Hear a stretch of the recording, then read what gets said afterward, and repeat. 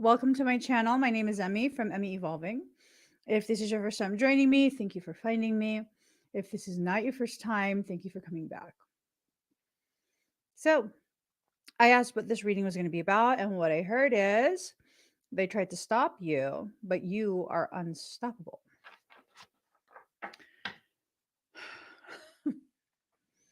They tried to stop you, but you are unstoppable. All right. Just getting the cards ready.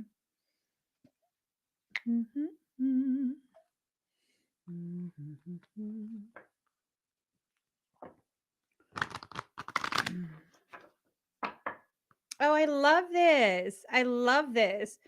Nancy says, I never get the notifications, but I always feel when you pop on. I love that.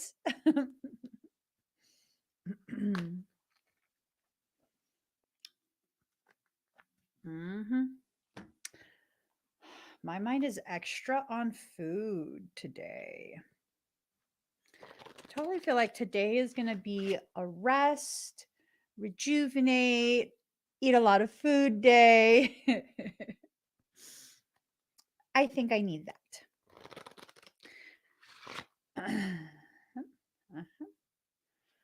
I think it's my husband needs to take me to Korean barbecue day. Let me just say, I effing love Korean barbecue. I do. I love it. I can eat large quantities of it. Oh my gosh. All right. Final shuffle. Here goes. Let's get started. We're ready. You guys ready? I'm ready. Are you ready to learn? It's that song. Anywho, let's see. Ooh, prosperity. So for some of you, you're entering into a space of prosperity, right? And whatever this space is, it's a space that's allowing you to really begin to recognize just how successful you are destined to be. Now, a lot of what I've been saying in the past maybe 2 or 3 live streams has been about you entering into a space of prosperity, right? And I notice the more I speak about that, the more Facebook and YouTube shadow bans my butt. Why? Why? The more and more the videos are not allowed to be spread out. Because I'm telling you the reality of what you can do for yourself. I'm giving you advanced knowledge of the different potentials that are being laid out before you, potentials that can create not just stability for you, but also generational wealth. Correct, village baby. They don't want you to step into your truth. They don't. They don't want you hearing these things. They don't want you knowing that you have the power to change your life. You have the power to do this. You have the authority. You have the sovereignty.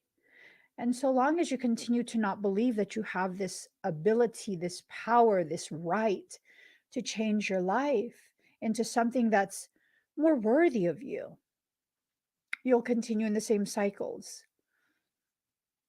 You'll continue with the same types of thoughts that you can't do it alone. You can't do it by yourself. You need someone to do this, this, and this for you. It's not true. It's not true. I'm not against education, okay? I still take courses, college courses for my personal enrichment. I'm very much about education. But if you think that you can't do something because you don't have the certification, I mean, are you trying to be a doctor?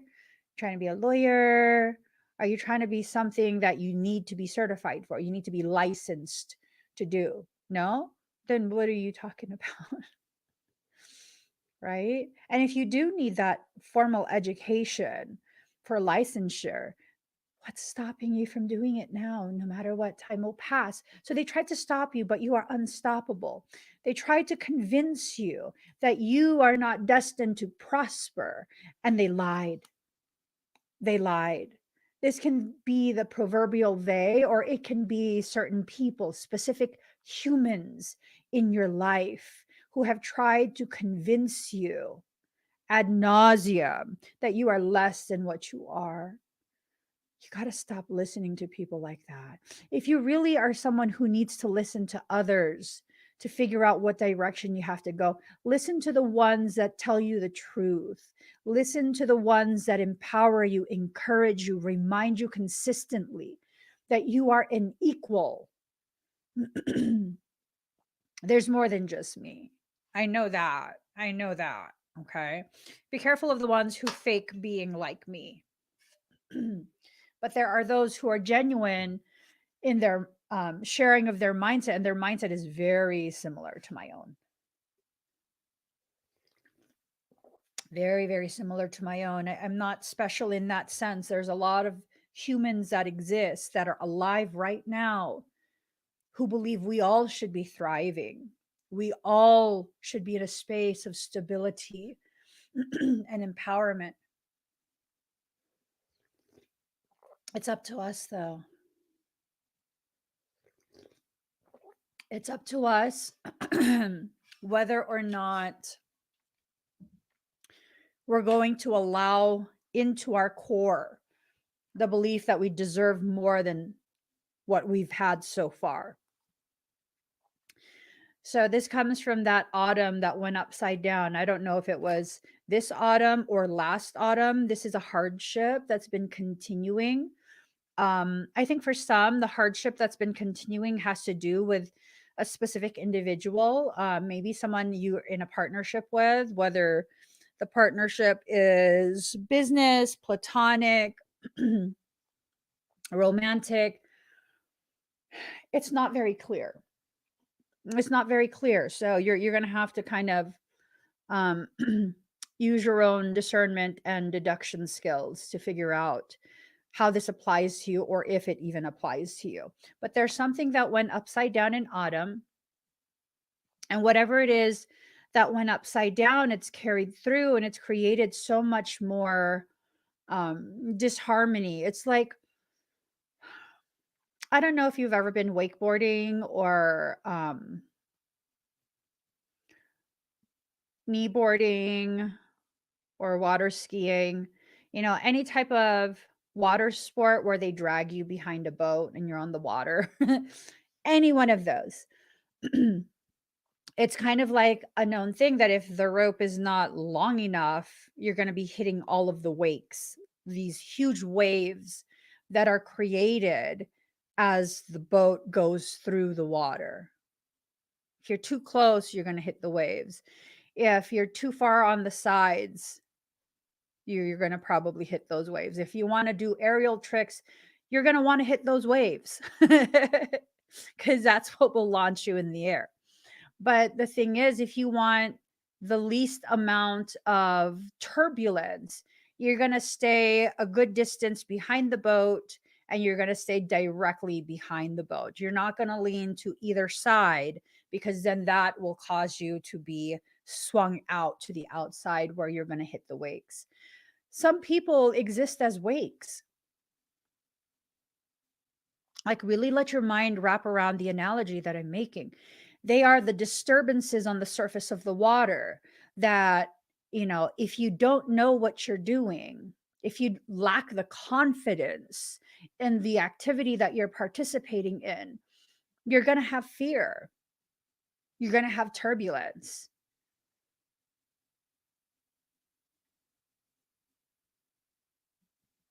You're going to have that. So what's the solution? Either get out of the environment because if you don't like that, then you really shouldn't be on the water, right? Or you can choose to really confine your path and your experience to just being dragged behind a boat, which that's boring. Why bother doing that if you're just going to be dragged? That takes a lot of upper body strength to be dragged behind a boat, because if you don't um if you don't engage your back muscles and your chest muscles, you're going to be dragged down to your face. You got to kind of lean back a little bit and engage those muscles in order for you to be upright. And then, it's kind of like, so you're going to be cramping after a while just sitting there like that. That's no fun. You could do what I did when I was a kid and I first went wakeboarding. No, kneeboarding. The first time the boat dragged me, I fell to my face immediately in the water. I didn't realize. That's how I learned. And so they circled back around. I got back on the kneeboard, strapped myself back in. And then here comes the boat starting to pull again. I realized how to sit myself properly on the kneeboard. After the first time I just like hit my face on the water. Yeah, no, I'm not doing that again. I'm not doing that again. See, you don't start on the kneeboard. You strap it to yourself and you kind of are in a seated position in the water with a board straight up in front of you. And as you're pulled, you need to lean back and allow your hips to flex the board forward as you get pulled up. And so what did I do? First, I did that. And I was sitting upright for maybe 30 seconds or so. And I didn't know that if you lean, you get pulled to the side. That's how you navigate. You lean, whatever way you lean, that's where you're getting pulled. When you lean towards a person who's unhealthy for you, that's where you're going to get pulled. When you lean towards an environment, a mindset, a lifestyle that is healthy for you, not toxic, but healthy, then that's where you get pulled. And so for a few minutes, I just played going back and forth. And as I was going back and forth, I was hitting a lot of the wakes. There was a lot of turbulence. It didn't take me long to realize that I don't have to simply hold the rope in a static manner. I can allow myself to utilize those wakes to launch myself into the air. I wasn't doing aerial tricks. I was just launching myself into the air. I was like 13, 14. And and then it became fun. But until I began to utilize the wakes to help me catch some air and really begin to enjoy that, I was afraid I was going to drown, even with a life vest on. The people who serve as the wakes in your water, if you can find your courage and you can have some fun in what you're doing, they can be the very thing that'll catapult you into the air. It's the wakes of my water that catapulted me into a space where I no longer needed external validation. It was all the times that people went out of their way to make it clear for me that they were going to try and stop me and destroy me and degrade me. That gave me the fuel to push even further. Let yourself do it. Someone wants you to be quiet, talk louder. Someone wants you to stop. Why? Because they want what you have. Do it more, with less apology and less hesitation. Someone feels like you don't have permission to exist. That's too bad. You already do. And your existence was co-signed by God.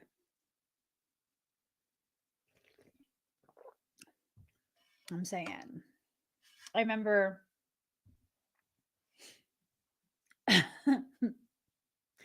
my oldest was still pretty young, and he was excited about having, a little brother. Super excited during the whole pregnancy, and then the baby is born, and he kind of liked it for the first few days, but then his baby brother was colicky. This was like the first week at home, and it was disrupting his sleep, so he was becoming a grumpy little guy. And we kind of just dealt with the way the family changed.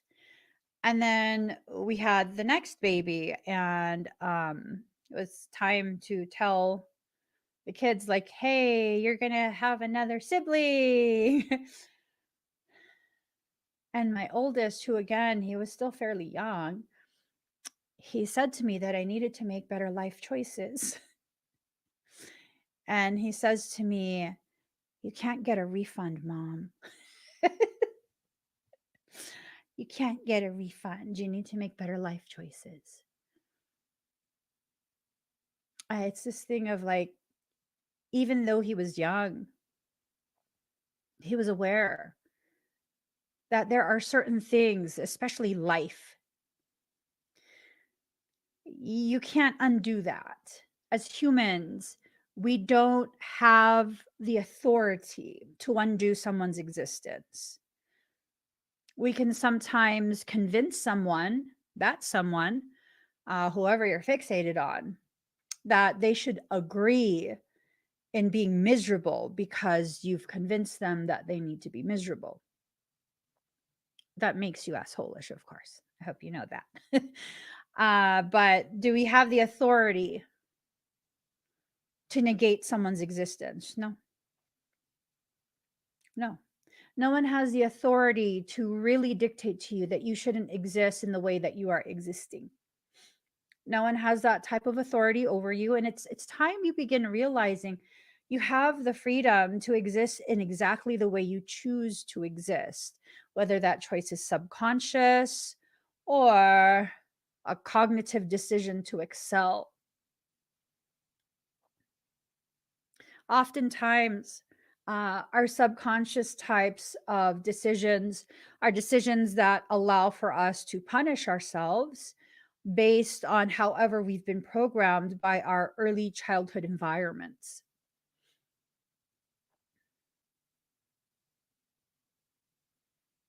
Our adults in our environment as children, they tell us who we are going to be. They tell us what roles we are going to play within that family unit, within that environment. Like all of my children, every single one of them as toddlers, very gentle, very mild mannered, very rare to have a meltdown. Like if they have a full on tantrum, it's not even a tantrum. Like they've been physically injured in some way. They don't have tantrums. That's just not how they are, except one. When he was a baby, this one child of mine, when he was a newborn, um, I could tell he was heavy handed in the way he handled some of his toys. Not violent or anything like that, but just heavy handed. And I celebrated him as he is. And so I made up this song, Who's My Rough Boy? Who's my rough boy? Who's my rough boy? And he would dance like this, and it was the cutest thing. But that also conditioned him into this belief that he's the rough one in the family. And after he turned about a year old and it was a little too rough, um, I had to spend the next several years helping to undo the program that I put in there just because I was celebrating the roughness. I had to spend the next several years really, really, really heavily focused on helping him to understand how to regulate and the way his body was communicating his needs to him. You see, he wasn't heavy-handed. He was having sensory integration problems. And because I was unaware and I didn't question why he was so different from his siblings, I just accepted it as he's just a rough kid. No, our environment helps to program specific characteristics as the dominant characteristics. Most parents, if their child is that fiery, they will just be angry and frustrated. No, I didn't like people getting frustrated or angry at him. I was just like, I will handle this. And I would sit him down. Do you feel that on your body right now? Where do you feel that? That's your body letting you know you're tired. Because when he would get tired, he would run around in circles, literally. He would become supercharged. And I began telling him, like, these certain sensations you're feeling on your body is your body communicating specific messages. When you feel it in that specific spot, that's when your body is telling you you're tired. When you feel this in this specific spot, that's your body telling you you're hungry or you're full. Just really helping him to understand. But most of us, we didn't have that growing up. We didn't have that. And so we're still very much that child that didn't have the guidance and the support. You can be your own parent to your own inner child at this point. You are an adult.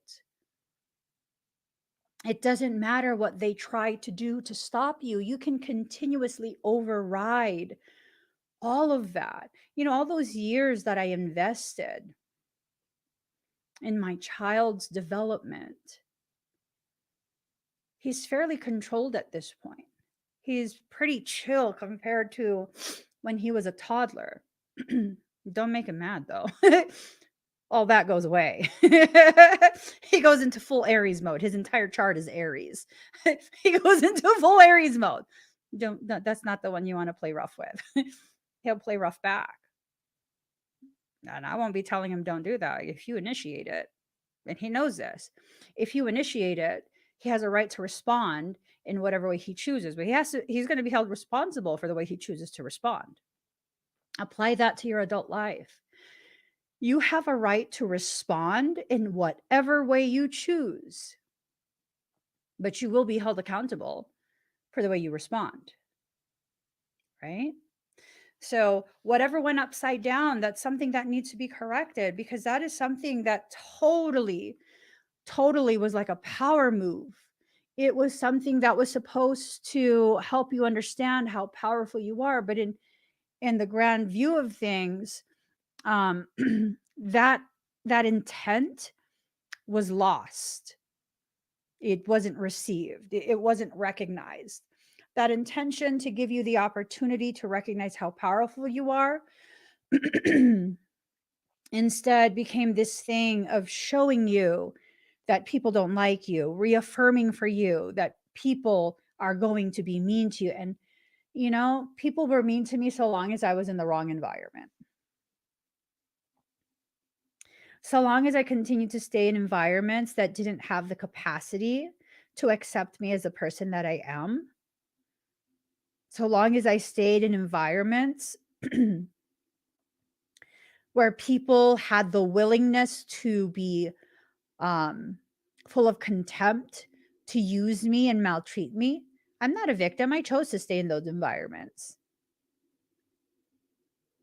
Now, I'm not saying those people are off the hook with the responsibility, you know, taking accountability for being nasty. But there's no victim there, in that I allowed a lot of the behaviors. I allowed a lot of the attempts to really try and destroy me. There were concentrated efforts, you guys. The efforts were so concentrated that the account they were able to take down off of Facebook through a specific type of process, they were able to take it down instantly. And not only did I not receive the ability to appeal it, They completely scrubbed that account from the entire Facebook servers. It's like it never existed. Every single chat that I've ever had, gone.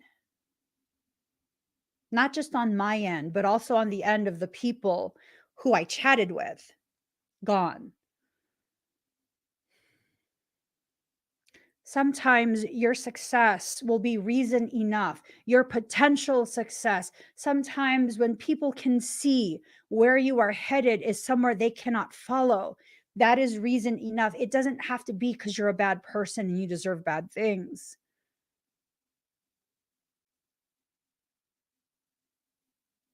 It doesn't have to be something logical. Sometimes the fact that you have something that someone else wants is reason enough for that someone else to make it a point to try and tear you down. You're unstoppable, though. How many times have people done these types of things to you and you're still here? You're unstoppable. There's no need to be reborn. There's a need for you to begin choosing to fully live, to just fully, fully live. Be fully present in everything you do. Go all the way, all the way. Go all the way. Go all the way. Really allow yourself to be the very one that proves to you that you have a right to be here. You have a right to exist. Remember, regardless of what another human being feels about the validity of your existence was co-signed by God. You see, God does not allow things to exist if it does not have a purpose for its existence. The moment it no longer has a purpose for its existence, it's recycled back. It's returned back to the mother's womb and allowed to sit there until there is either a need for it to return or until the proper modifications to it are applied so that it will once again have purpose.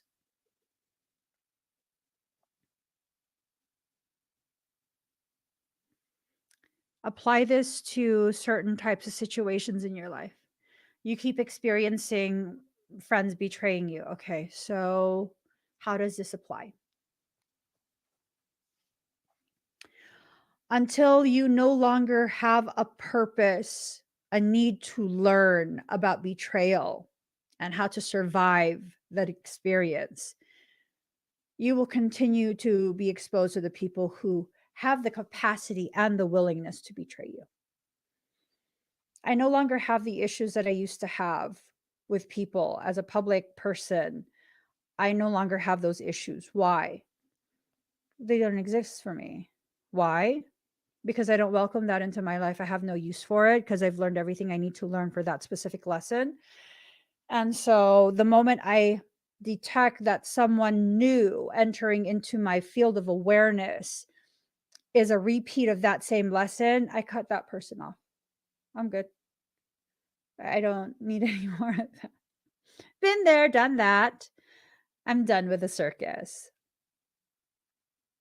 Right. And for as long as I was trying to convince myself, like, oh, Emmy, don't be mean. Give people a chance. It's because you have trust issues. Let them show you that they're good people. I'm sure they're good people, just not to me. I'm sure they are good people, just not to a person like I am.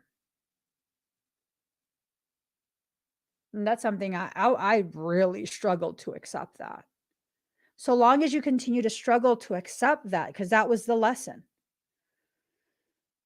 that I cannot save everyone. I cannot change people into a reflection of my heart and the way I love and overlook everything. I'm a fucking enabler.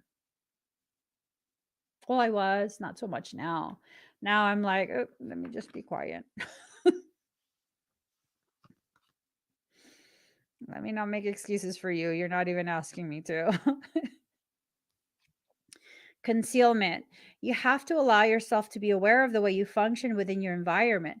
You have to allow yourself to really, really see just how you and your character can sometimes be the very thing that serves to enable these types of behaviors that are, probably directed at you at this point. They tried to stop you, but you're unstoppable. I mean, why would people do that? Well, I don't know. Why do you add weights to the bar at the gym? To intensify the efficacy of your workout, to encourage growth. Well, but Emmy, I mean, the weights at the gym don't hurt you. Oh, I beg to differ. Do you know how you experience hypertrophy, muscle growth?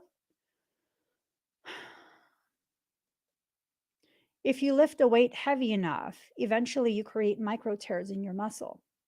And after you work out, when you drink the appropriate energy, or not energy, but workout recovery drinks, what ends up happening is you are providing the branch chain amino acids that are the building blocks to repair the muscle tear. And as they repair the muscle tear with those components, the muscle is now bigger. It swells. And if you continue this, you destroy the muscle with the weights you're lifting, and then you provide the proper nutrients for it to repair itself. And you do this in a specific cycle to give enough time to recover before you destroy it again. You build muscle real fast. Real fast. So that's what these people are doing. They are destroying you to give you the opportunity to build yourself up. But so long as you don't give yourself the appropriate support, you're just going to have sore muscles. So yesterday was leg day. And I'd been skipping quite a few leg days just because I have an existing injury. And I've been trying to baby that. I wanted to really give it time to heal. And on top of that, they don't have the types of machines that I'm accustomed to. But yesterday, I overcame my fear of being awkward. And I went ahead and I set up the Smith machine. I used a Smith machine a couple of times before, and I felt awkward with such a confined movement. But yesterday I was like, you know what? Even if it's mid-set, if I have to rearrange the seat, if I have to rearrange my body positioning, I don't care. I'm going to go ahead and rack that bar and rearrange whatever I need to rearrange. I need to let myself learn this already. And so I did. I did all of that. I even did some of those exercises with no weight on the bar at all. The bar itself is 40 pounds. And I was just like, it doesn't matter. It doesn't matter if you look weak. Learn. Learn the proper mechanics, the proper movements, the proper positioning to begin with. And so I did. And because I did, when I was only using a barbell, the long bar with the fixed weights on the ends, you can't take those off. That's what they have at the gym I go to. You max out at 60 pounds. That's nowhere near what I can max out at. It's been a few years, but I know for a fact that's nowhere near what I can max out at. You know, I have intense muscle memory. Just like I hold on to the memory of what people have done to me, my muscles remember everything. My body was bored with 60 pounds. So yesterday I went ahead and I did hip thrusts on the Smith machine. At first I did 50 pounds because 50 plus a 40 pound bar would be 90 pounds. And I'm like, that might be taking it too far. I'm injured. Still keep telling myself I'm injured. I'm not injured. The muscle is tight, but I'm not injured. And so I went ahead and I did it. And it felt perfectly fine. Too light for me, in fact. I racked the bar again.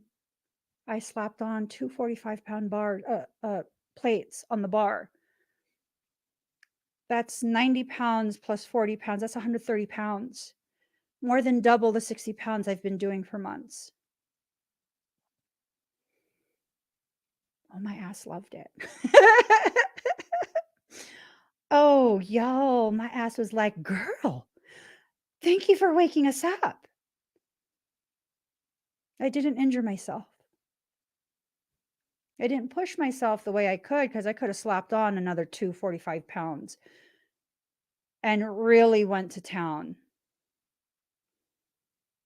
I last did hip thrusts on the specialized machine, and I had 8 40-pound plates, 4 on each side, and I was doing that no problem.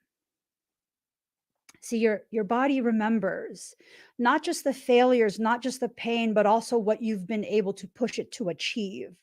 Your body remembers. And because I did that, because I pushed myself, I could have went harder, but I was like, "No, let's not let's not hurt ourselves for real, okay? That's it for today. I'm moving on to the next exercise." I went to the leg press, which I had been doing maybe like 100 pounds. We're like really taking it easy because I have to rehab my knees. Yesterday, because that movement with that heavy load woke up my posterior chain, I suddenly felt like I felt when I was working out years ago.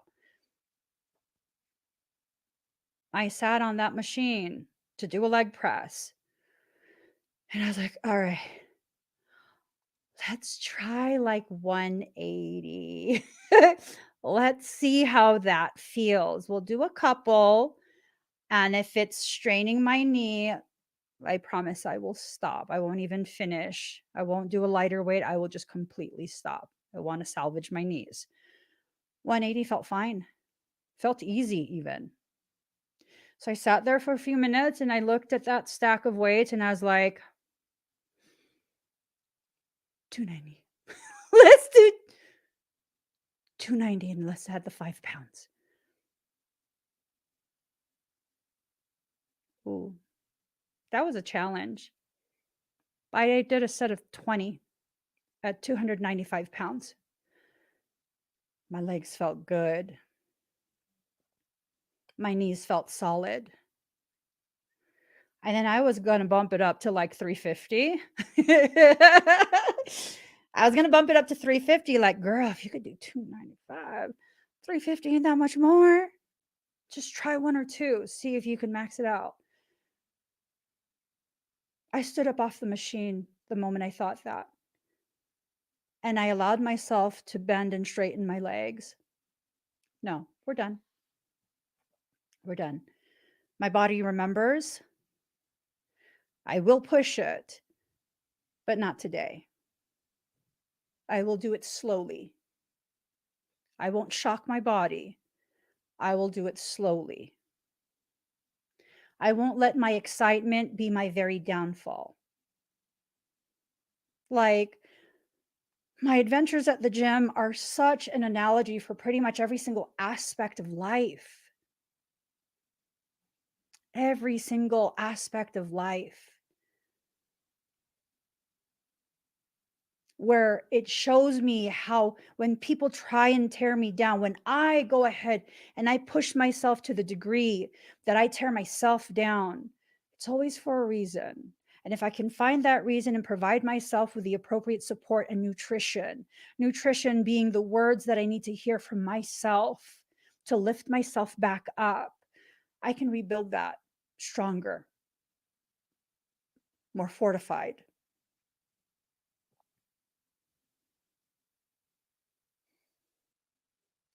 Your body remembers. Your body remembers every hurt as well as every victory. It remembers. Whatever these people are trying to convince you can be repeated, it's negative. Yes, it's true. It can be repeated, but so can the successes.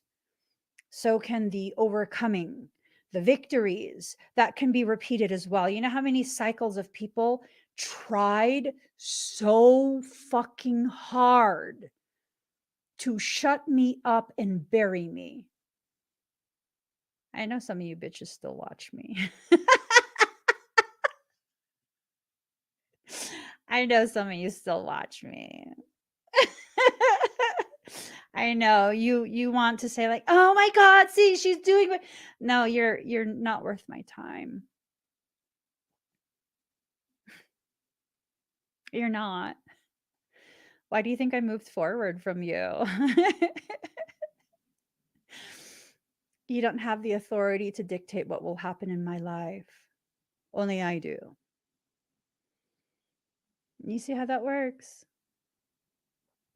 When I revoked your access to me, there was nothing you could do because you have no authority over me.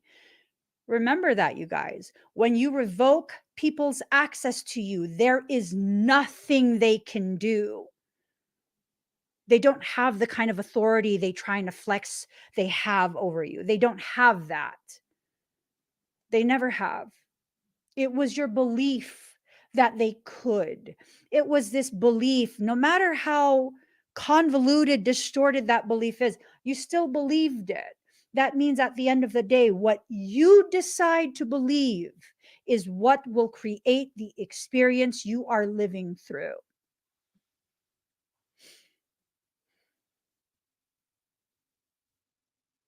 That means you are that powerful. It has nothing to do with blame or who's at fault. Like, who cares who's at fault? Recognize how powerful you are, that without your agreement to participate in whatever it was, none of it would have been allowed to happen. They could have tried. People still try. I still have people trying to report this and report that for what? You can't take my page down. I give you guys some advice. You have someone who's a hater and keeps trying to have your profiles removed on Facebook. If you start a group or if you start a business page, that's not a personal account. The criteria that needs to be met in order to remove those things and shut them down to shut you up, it's tremendous. It's damn near impossible to do. Most recently, someone tried to shut down my business page on Facebook. They said that I was providing fraudulent descriptions for services. First off, my services are not described or offered on Facebook. The fuck are you talking about? I have an external website that I own, and that's the only place you can purchase services. Negated that claim. They tried again, that I was a fictitious business, not a true business. Let me provide you with my EIN. Yeah. You'll never shut me up. You'll never shut me up. As a matter of fact, I have the capability to live stream on my website, where you can watch me strictly on my website and no other platforms. What you gonna do then? We'll report my website for what? For what?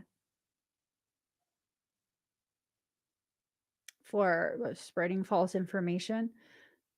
I have disclaimers for a reason. Everything contained within all my videos are my personal opinion and not stated as fact. They are personal opinions. You guys, there's always a way around. And if they block all the ways around, under, or over, bulldoze through those bitches. Bulldoze right through. People like that are shallow in their existence. They don't have the roots to keep them anchored into where they are. Why do you think they can easily sway when the wind blows? Just a gentle breeze and they're swaying one way or another. You can bulldoze through people like that. If you have enough drive, you can bulldoze right through them. A couple of you bitches learned that the hard way, didn't you? You only ever saw me be nice. One of my logics in life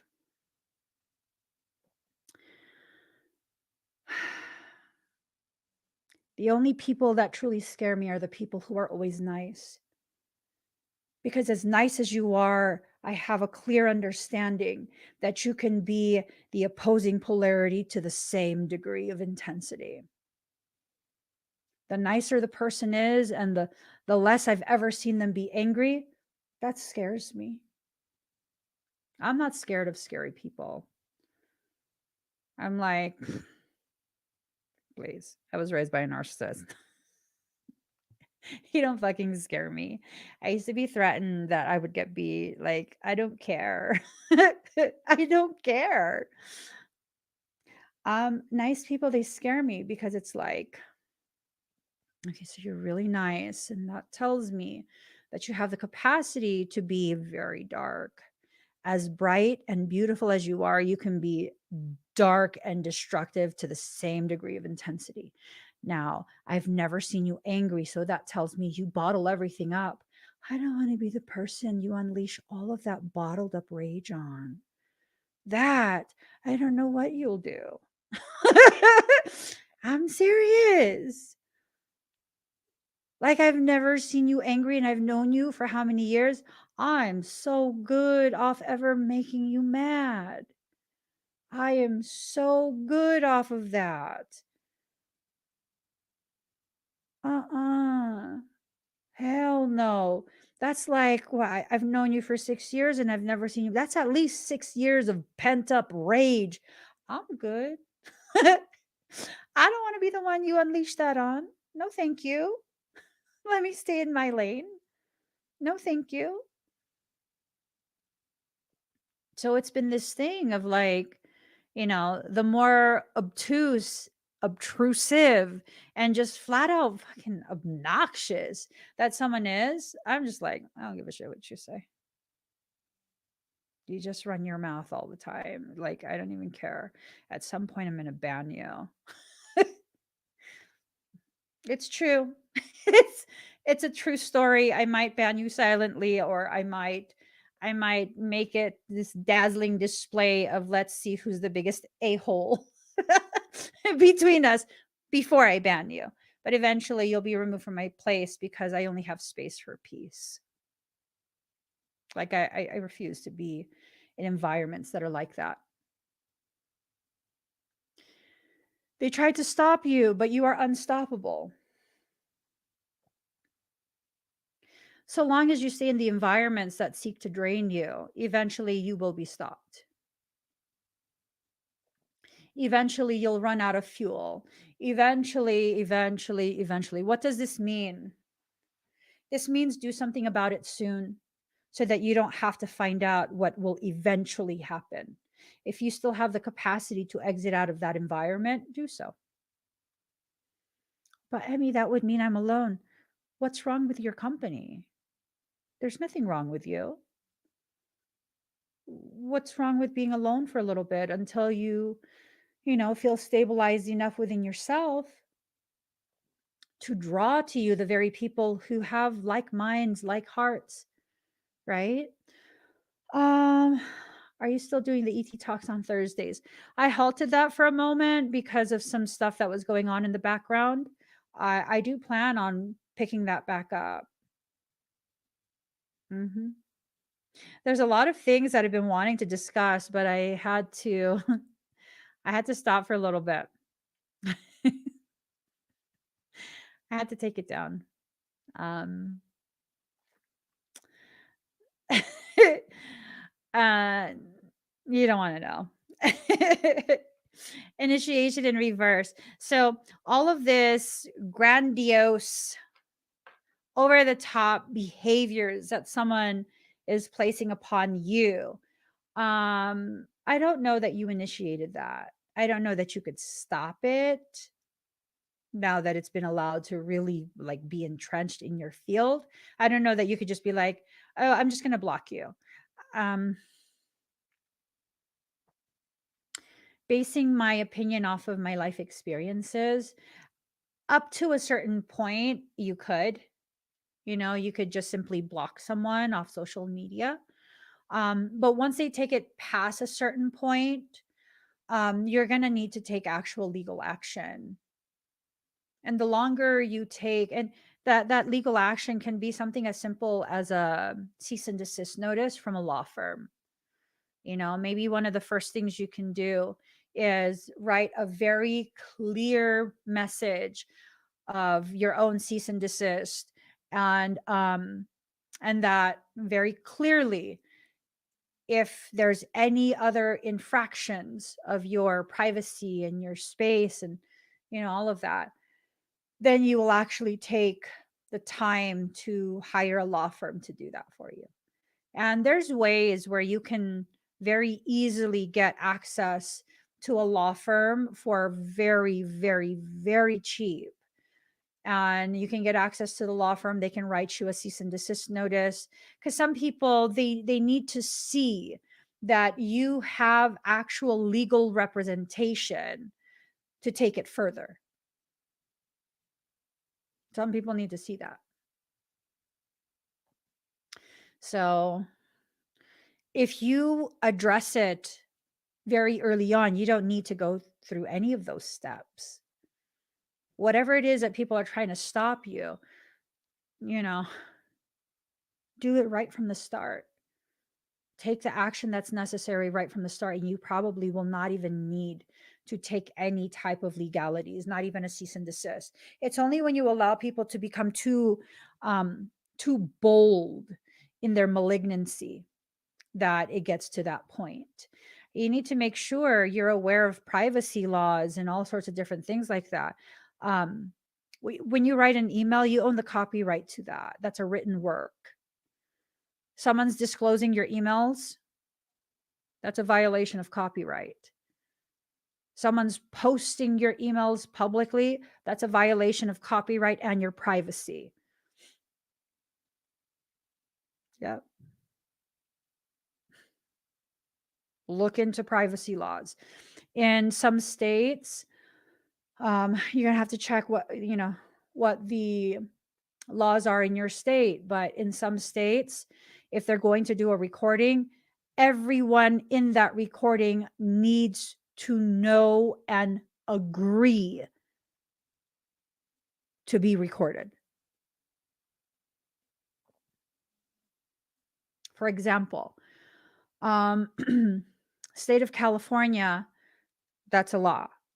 Everyone that's going to be part of the recording, audio and video, you have to give permission. It has to be contained within the recording that you give permission, or else that's an illegal recording. I was on the phone with someone who was in California, and they were being recorded in the home, right? In common areas of the home, they were being recorded. I did not give consent to be recorded on the phone. You best believe I said that out loud on speakerphone. I, full legal name, am not giving my consent to be recorded, audio or visual. I do not give my consent, and any recordings of my voice and private conversation are illegal and a violation of my privacy.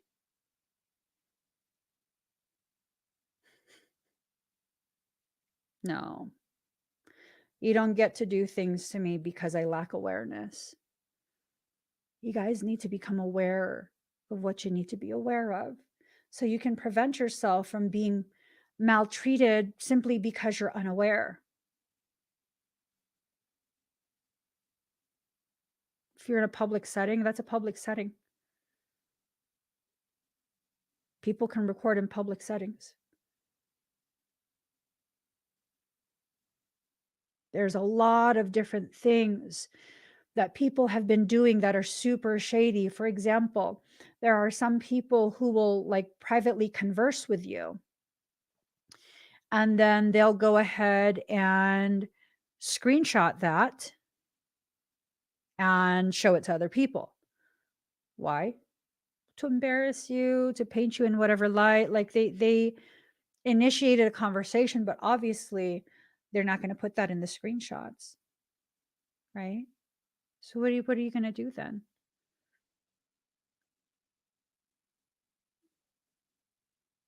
Written works are copywritten. You own those words.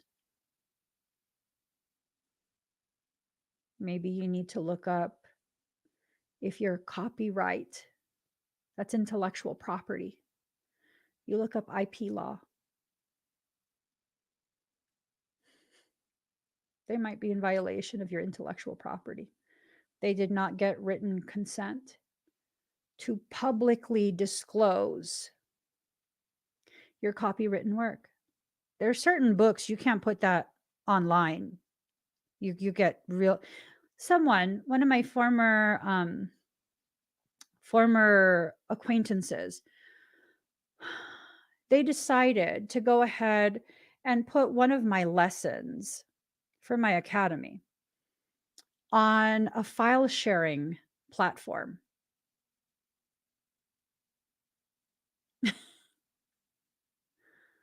Are you fucking stupid? They didn't even bother taking off my legal disclaimer of no dissemination, no storage, no public posting or sharing, file sharing, or any. Are you fucking stupid? Obviously. I think you watch my videos. You thought I didn't know, huh? I never said anything to them. I went ahead straight to the customer support of that platform, that file sharing platform. And I reported a copyright infringement. I am the true owner of this copyright. This must be taken down within 48 hours or I will pursue legal action for intellectual property theft. Absolutely. Absolutely. Any platforms that continue to display your intellectual property after being given notice of a copyright infringement and intellectual property theft, they will be implicated in a lawsuit if they keep that up. Learn laws. Learn how to protect yourself and your assets. It's time. It's time to cherish and hold dear the very things that you must cherish and hold dear: your privacy, your autonomy, your intellectual property, digital assets, whatever it is. You have to hold it near and dear to your heart. You have to. And these people who tell you, like, oh, this girl is just teaching you how to be combative, they're the very people who seek to benefit off of using you and your lack of action, your lack of response to the things that need to be responded to.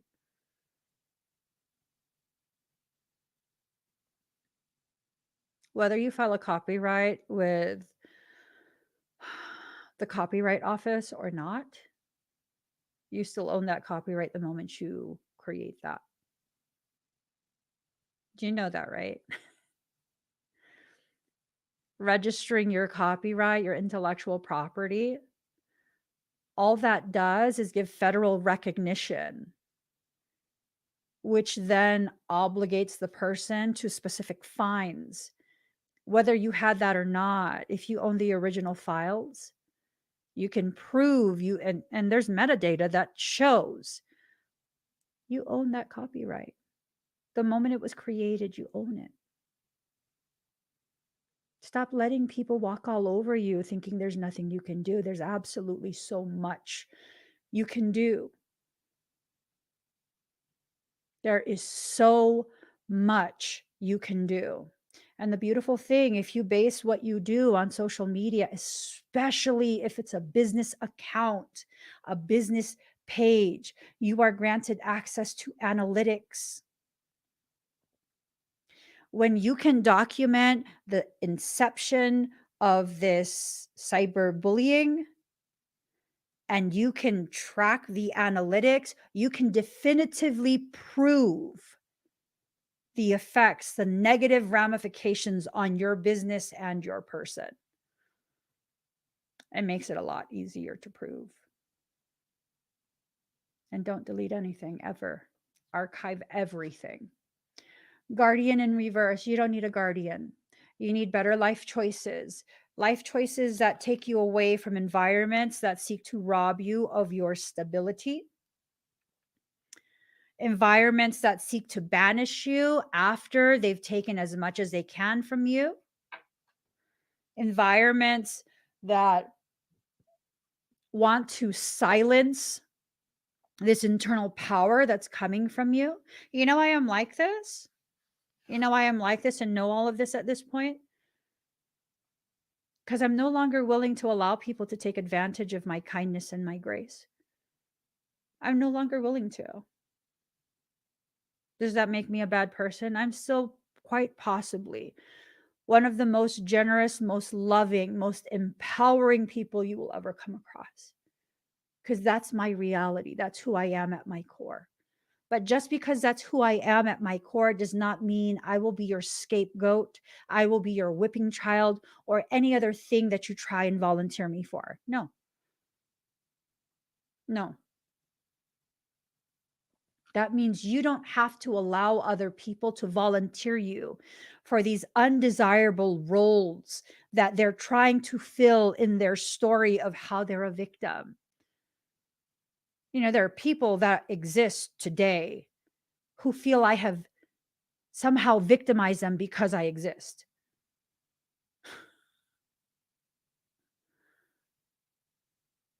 Yeah.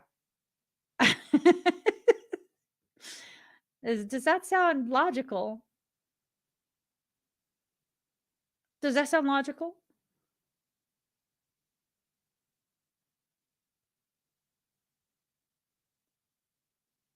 One specific person, like, seriously hates me because, like, I'm horrible and I think I'm all bad and yada, yada, yada, yada, yada. And that, you know, I did all these horrible things. They defrauded me of $2,000. No, I think 1,500, 1,700, just shy of $2,000. And I never sought legal action for that. I should have.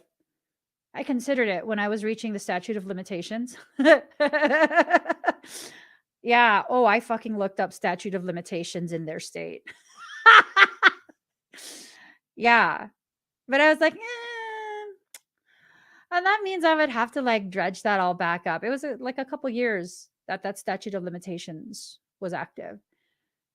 And I was like, I told myself, well, they already got fully investigated by the FBI because anything over $1,500, I believe, is called grand theft. Hate me all you want, you dumbass. Yeah. All of it was documented. And I submitted it. I'm not fucking ashamed at all. Mhm. No, it wasn't anonymous reporting. I put all of my information on there. And I spoke with agents at the FBI. I was assigned an agent.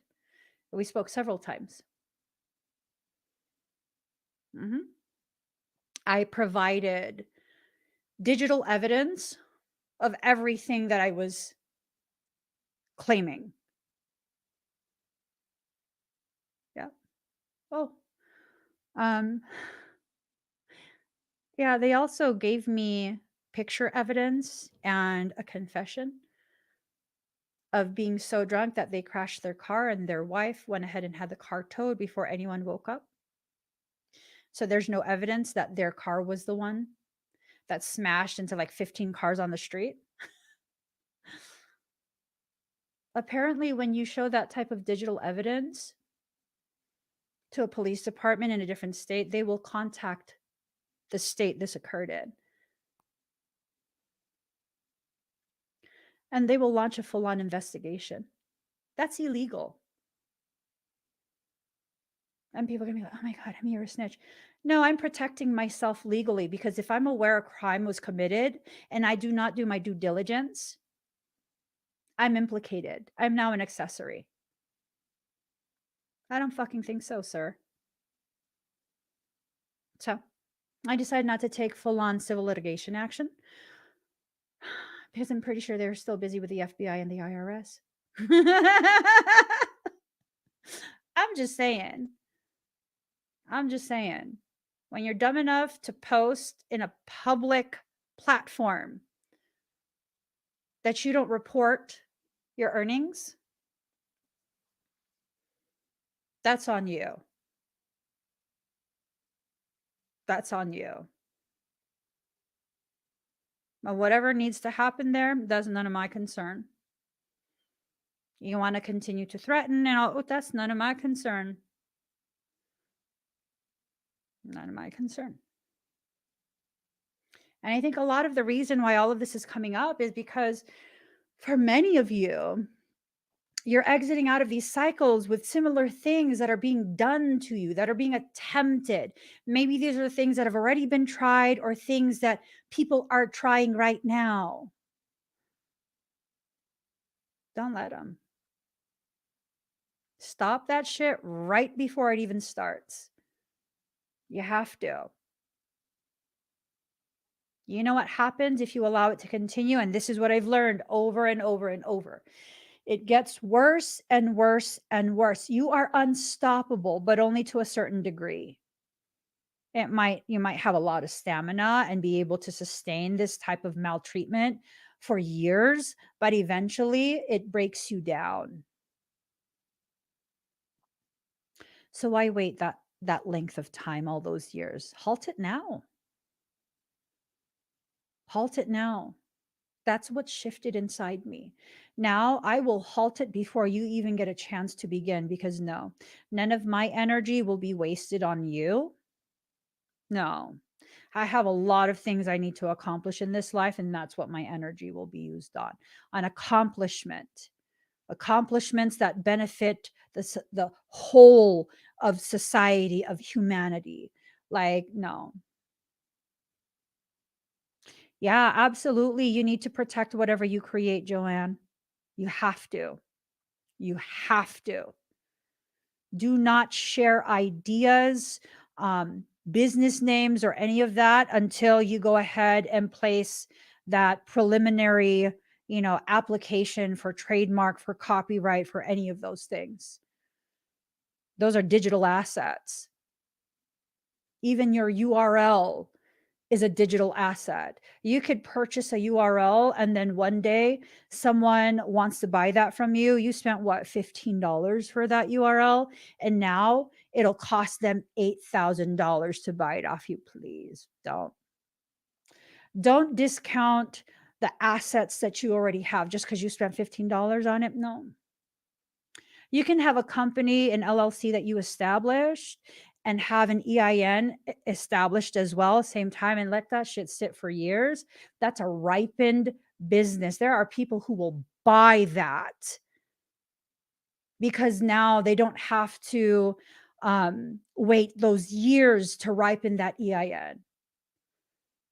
Let me tell you, when you have conversations with legal, they be telling you some good shit. I'm saying, maybe I will do that intuitive business coaching service. Maybe I will. I sometimes I don't realize how much information I've learned in order to navigate the business world. Sometimes I just, I don't know, to me it's common sense, and then I speak to lawyer friends and they're like, "Yeah, no, that's a really good idea." You got to do things to protect yourself. Unfortunately, until we can change the world as it is, which we will, we have to give ourselves the time, but we will do that. Until we can change it, the structural core of the way societies function, we have to make sure we protect the very things that need to be protected. We have to. I've learned how to navigate through the patent application process, trademark process, copyright process. I've learned all of that stuff. I've learned the basics of intellectual property laws. I've learned the basics of privacy laws, the basics of internet cybercrime laws. And I mean, I'm really the last person you want to be fucking with. Because let me tell you, I will dig up ridiculous, copious amounts of information on how to negate what you're doing. And maybe that's the most powerful thing you can do, is just have this willingness to devote your time to learn the things you need to learn as you need to learn them. I didn't block off like 3 months of my life to learn all of this stuff all at once. No. When a situation occurs, I have to learn information on what my options are and how to protect myself. That should tell you how much people have tried to stop me. If you live and operate with integrity always, there is no reason you need to be stopped. None. No reason at all. None. Did you know lying when you report a crime is illegal?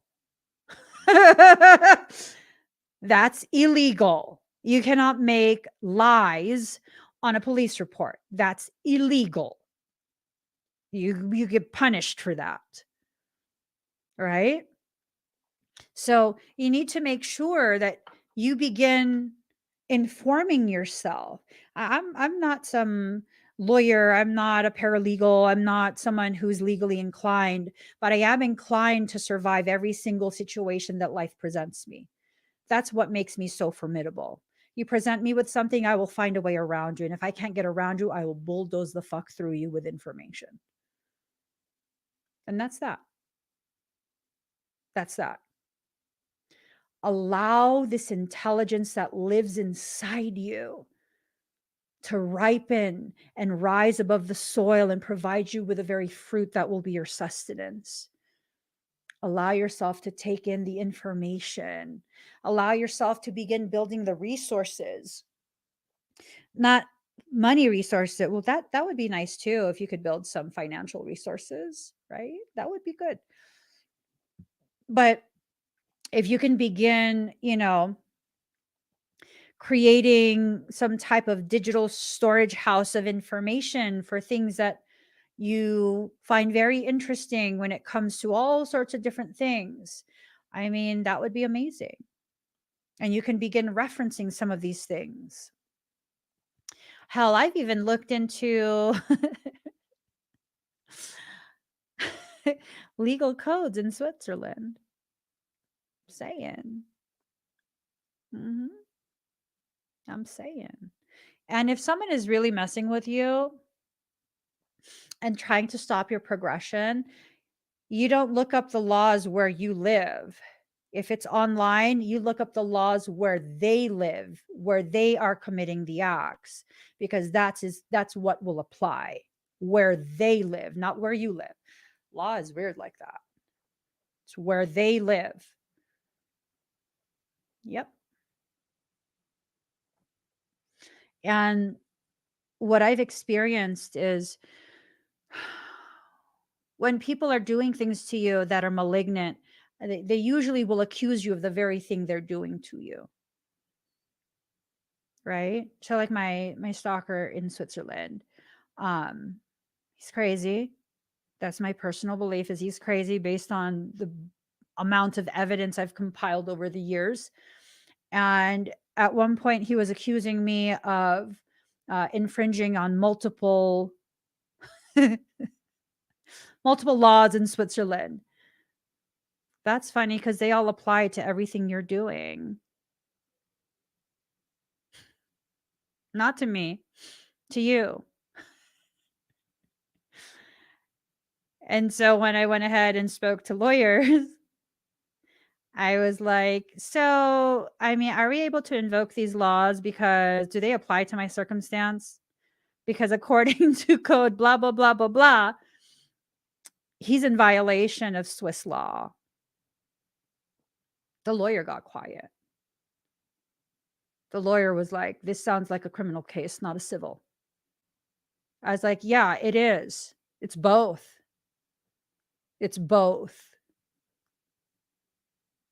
You have to make sure you understand all the different options that are being presented to you. You have to allow yourself to really break up the surface of the soil. You can't just plants seeds in soil that's hard. It has to first be broken up. It has to be tilled. And I think this might be what's happening. If someone's trying to stop you, but you're unstoppable, all they're doing is breaking up the soil. And when you aerate the soil in that way, it creates the ability for the air to permeate into the soil. Plants actually need air in their roots, varying degrees of concentration, of course, but they actually need that air. They need the soil to be loose, not packed down and hard. That makes it very difficult for the roots to grow and spread. So maybe that's what these people are doing. As a matter of fact, these rows that are plowed, that's kind of how the waves, the wake waves, that's how they kind of look, right? So again, these are the wakes of your life. These are the people who serve as the wake of your water's surface. They serve as something that can help launch you into a new and higher level of existence if you let them. If your foundation is upside down, what ends up happening is you don't know up from down, right from wrong. You kind of become vulnerable in a very detrimental way. There's different types of vulnerability. And some types of vulnerability create this aftershock event repeatedly, and it goes and it enters into every aspect of your life, and it continues even sometimes years after the initial event. It will continue to ripple through your life. If you don't address what needs to be addressed, that's what's going to happen.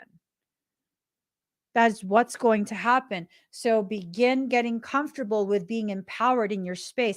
Being empowered is not just about you saying you're empowered. If you are truly empowered, you will take the appropriate and necessary action to go ahead and cease activities that are hurtful and harmful to you. She feels, she knows. For those that need to hear these things from this reading, you already know I'm talking directly to you. And I hope you know I'm not judging you. I'm not condemning you. I'm not any of that. I'm simply sharing what these cards are saying. And I hope everything that's said today is something that will help you to better receive the new life that's asking you to clear the space of all of this old toxicity. Oftentimes, the reason you need to, clear all of that yuck out is because of the fact that your life is so just overflowing with old toxins that there's no room for you to receive the goodness of life. And whatever room you can shove even just a little bit of something new in, it gets mixed in with toxicity. So it becomes toxic too. How many of you have had this happen repeatedly where you are being given a new opportunity? It's an amazing opportunity. And then next thing you know, it's like, it's the same toxic shit over and over and over because you didn't clear out the toxicity. They got commingled. The new goodness got commingled with the old toxic. And so it just became a diluted toxicity rather than full strength. You got to clear out all the toxicity. And this is the period where so much of that toxicity is being cleared from your space, your life, your thoughts. For many, when this process is initiated, it's very painful. It's very taxing. Just got a notification. Exposing this truth to yourself will be the best thing you ever did. Woo! Woo! Exposing the truth to yourself will be the best thing you ever did. I think this reading, although it might be received by some as like, oh my gosh, she's really intense and negative right now. I don't feel that. I feel like life is passionately communicating, like, prepare. We're about to give you the most amazing thing. Prepare yourself. Clear out the garbage, clean up the house. You're about to receive So much goodness. But I mean, if you still want to be in the negative mindset, that's up to you. That's up to you. It's no biggie. Oh, your great fortune has finally arrived after an exhausting journey. That's what I just read.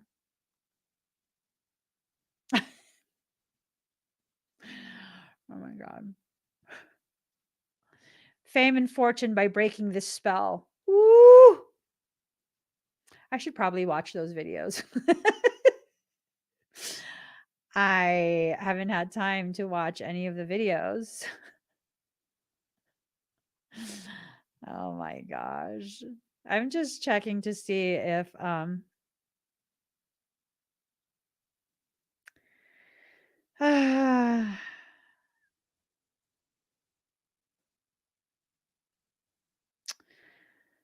okay.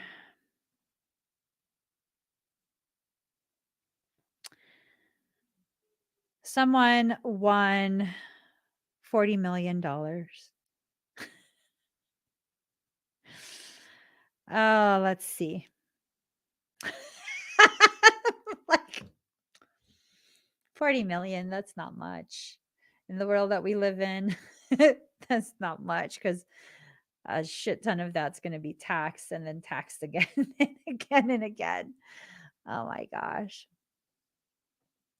Um, yeah, it's just, we're being asked to really be aware of what's toxic in our lives. And sometimes, for some of the relationships that we're in, it's entered into a place of toxicity, but it's not intended to stay there.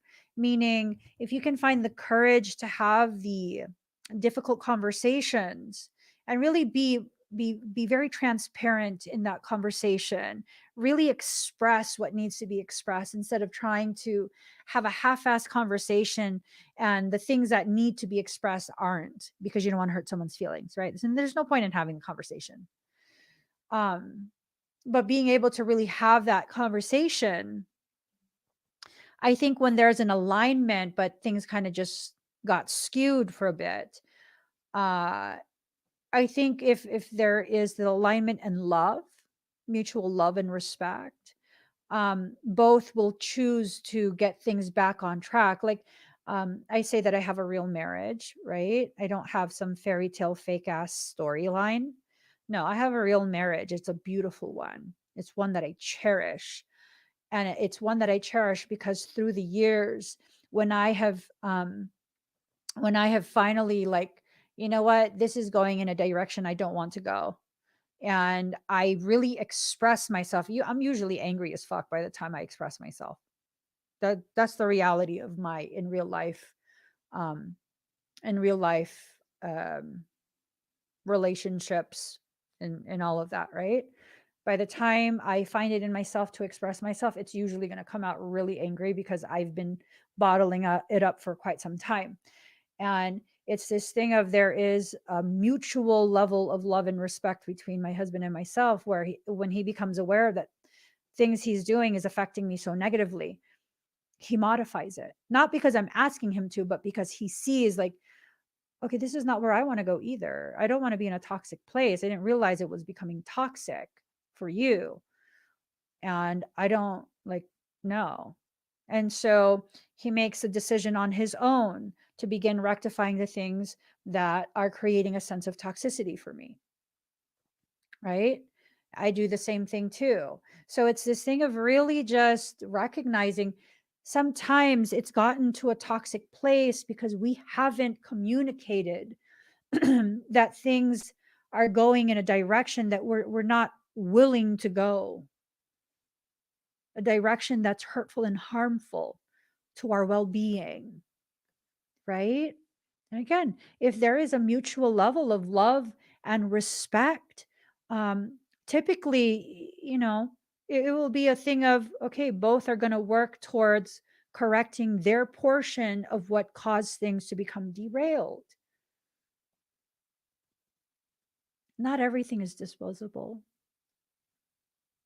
A lot of things that we keep around us are the disposable things. It reminds me of my aunt. Oh, bless her. Bless her, and I hope she's enjoying the afterlife. I truly mean that. I hope that she's like been really enjoying the afterlife. She was like a second mother to me. I have so much love for her. And I kind of laugh because she's the aunt that was very vocal about keeping all the containers, like to go containers, um, emptied and washed out, butter tubs, Cool Whip tubs, uh, all of those things. She would keep all of those things and she would be like, oh, this would be good to put nuts in for snacks. And oh, this would be good to, store this and that in. And she had a whole bunch of that, right? And it's kind of this thing of like, those were supposed to be single use containers because she continued to reuse it and heat things up in them. Every time they were heated, they were releasing toxins. She developed cancer.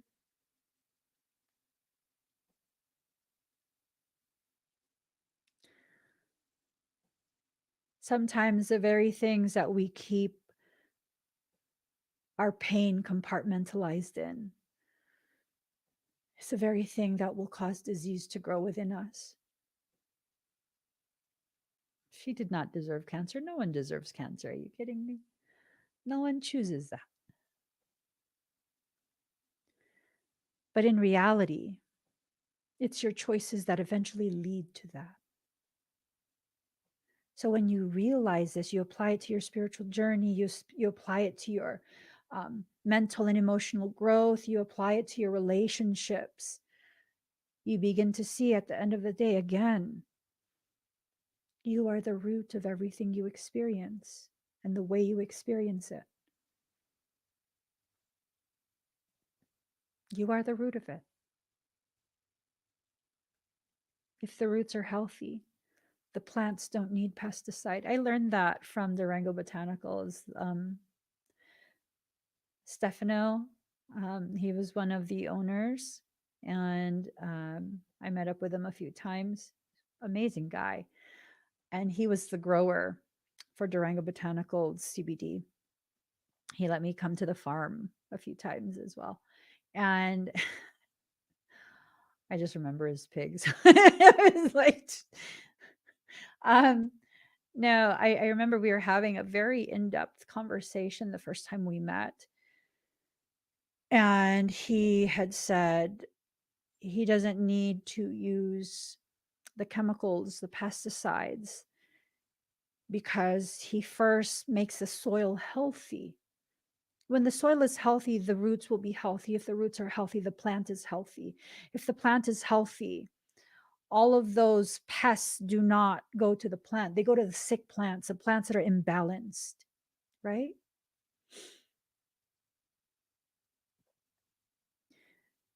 How are you going to reestablish balance? You're unstoppable, but if you're wibble wobbly, like that's going to be difficult to achieve things. Yeah, you're going to keep wibble wobbling because you're unstoppable. But I mean, is that all you were meant to do, wibble wobble? I think you're meant to achieve so much. Power of attraction. You're attracting to yourself the very things that, you know, will take you to that next level of growth. And yes, for some, that might mean a twin flame type interaction. Okay. Excuse me. Even if it's a twin flame type thing, even if it's not a twin flame type thing, you have to follow your own rhythm. You have to allow the rhythm of your life to be the very rhythm that you use to set the stage. Oh my God, something keeps touching my nose. Stop. Stop. Stop. Something keeps touching my nose.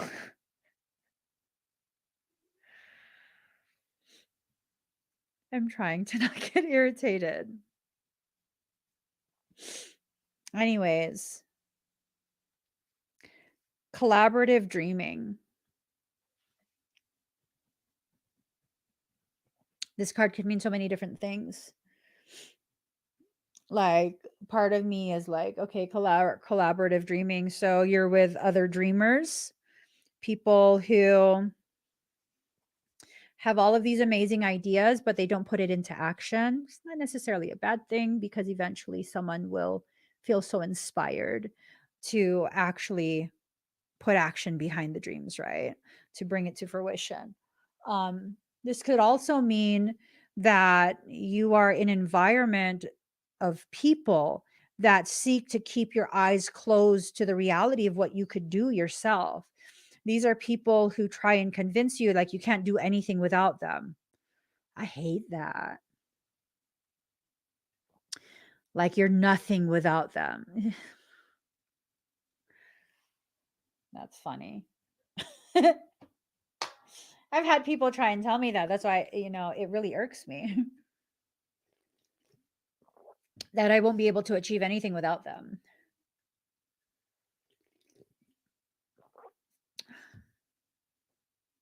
It irks me, and then I recalibrate my perception, because it's like my entire life has been publicly visible for since 2016, 2017. 2016 is when I started live streaming, I believe.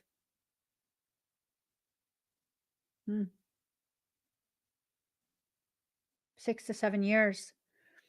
Everything that I've been able to do by myself has been broadcast. Tell me again how I can't achieve anything without you. You're funny. You're super funny. But thank you for being awake in my water. You quite possibly were one of the largest launching pads for me to enter into a space of truth and authenticity. Thank you. That's cute. Seeing the true you. It's upside down. You're not seeing the true you. You're not seeing who you are, the gravity of your existence, what you're here to contribute to the growth of humanity. You're not seeing it. Are you not seeing it because you're afraid? Because if you're afraid, what are you afraid of? Part of me wonders if you've convinced yourself you're afraid of failure, but in reality, what you're afraid of is succeeding. Are you afraid of succeeding? Are you afraid that people will finally see how amazing you actually are, how capable, how competent? And it scares you because you're accustomed to being what someone else told you, someone else who is less than, right? Wrong. Wrong. That's wrong on so many levels. That is unfair to you and your potential. That is unfair to you and your purpose. That is unfair to all of the people who are silently waiting for you to step on the stage and be seen. People who have waited for their entire lives for this intangible thing, not knowing who or what they're waiting for. But the moment you step on that stage and they see you or hear you for the first time, they suddenly know you are the one they've been waiting for.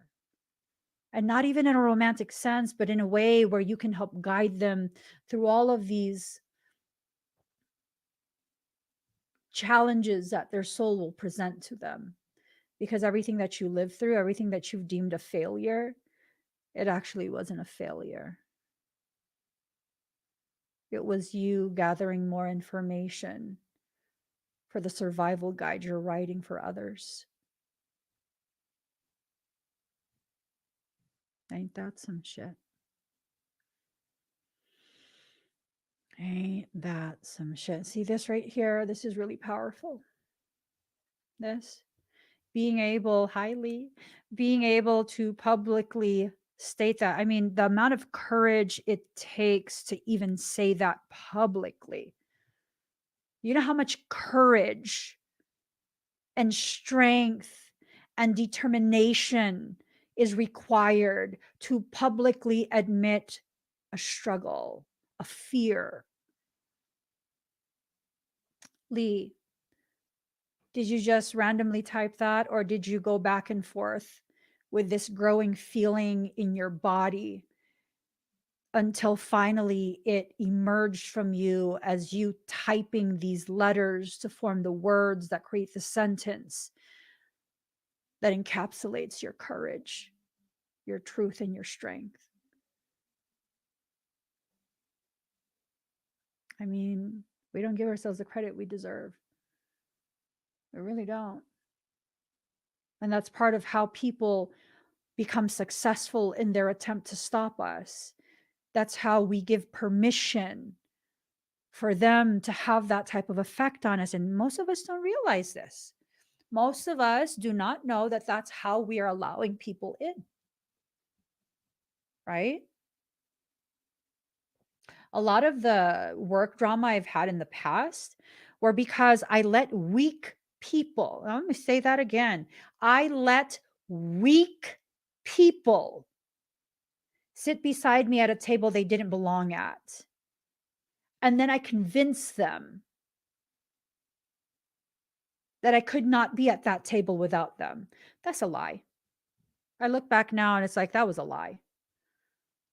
That was my table. What do you mean I can't be at a table I created myself? And it was in that I actually encouraged them to come up with ideas and plans to be hurtful and harmful to me. I won't do that again now. Mm-mm. Nope. No. Why do you think I don't do any type of public energetic work with other people? I don't do collaborations. It always ends the same. So I'm good. However, my students from my certification program, they're badass and they have integrity. When I'm done with all of the final exams that we're in the process of, I'm going to introduce you guys to my newest round of certified badasses. I'm going to ask the ones who are comfortable being publicly visible. I'm going to ask them to come up and showcase their abilities for all of you. I'm such a proud mama bear. Yeah. I'm good repeating all of those old things. I'm not going to give people permission no more to do any of that. No more. Nope. I used to feel like, oh, I don't want it to seem like I'm a bitch and I think I'm in control and I'm the boss. And no. My channel, my space, my decisions. No more of that bullshit that I tell myself to diminish myself so that what weak people can feel comfortable in your presence. Let me tell you, even when you do that, they don't feel comfortable around you, because no matter how much you try so hard to hide how amazing you are, how gifted you are, how powerful you are, your efforts are pointless. They still see you. They will still be uncomfortable around you. I had this person who I've known for some time now. They're very uncomfortable around me. Why? Because they know I can see through everything. They're afraid that I will see things that they're uncomfortable with me seeing. Don't worry. I don't look at people like that. I just don't.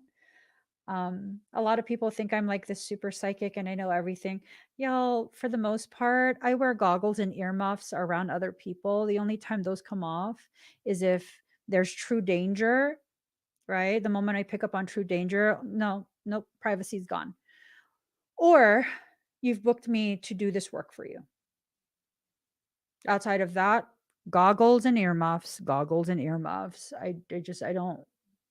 It's overwhelming to be in the presence of everyone's traumas and fears consistently. Goggles and earmuffs. That's it. That's how I live my life. Goggles and earmuffs. That's all I need. Again, unless there's true danger, at which point your privacy is now void. I'm looking at everything. What the hell are you planning to do to me? Um, Here, Lee says, I'm trying to break away from the programming from my childhood. It's been such a difficult but beautiful process. I have no issue seeing the greatness in others. That's beautiful. That's beautiful. That's beautiful. Oh, I'm truly grateful because when I felt I had no one, I had this live stream where I felt at home. And I hope more of you guys feel this way. I know that's why a large portion of my videos and the work I do is greatly restricted on all social media platforms. All of them, they restrict me. TikTok has also TikTok also began restricting me soon as I hit 1,000.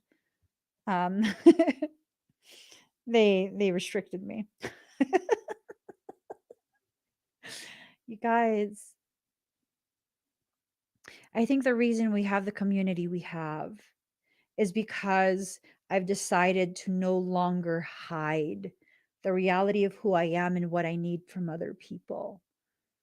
What does that mean? Am I saying I'm no longer scared to ask for money? No, has nothing to do with money. What I need from other people is to be a reflection of the most beautiful parts of me that I'm afraid to face myself. You know?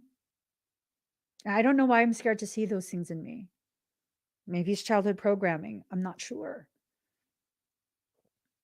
But as I've dropped my fear of facing the most beautiful aspects of me, the most powerful aspects of me, all of you have come forward and rallied around me. And it's like, oh my God, you guys are amazing. And then I realized, oh, we're literally the same.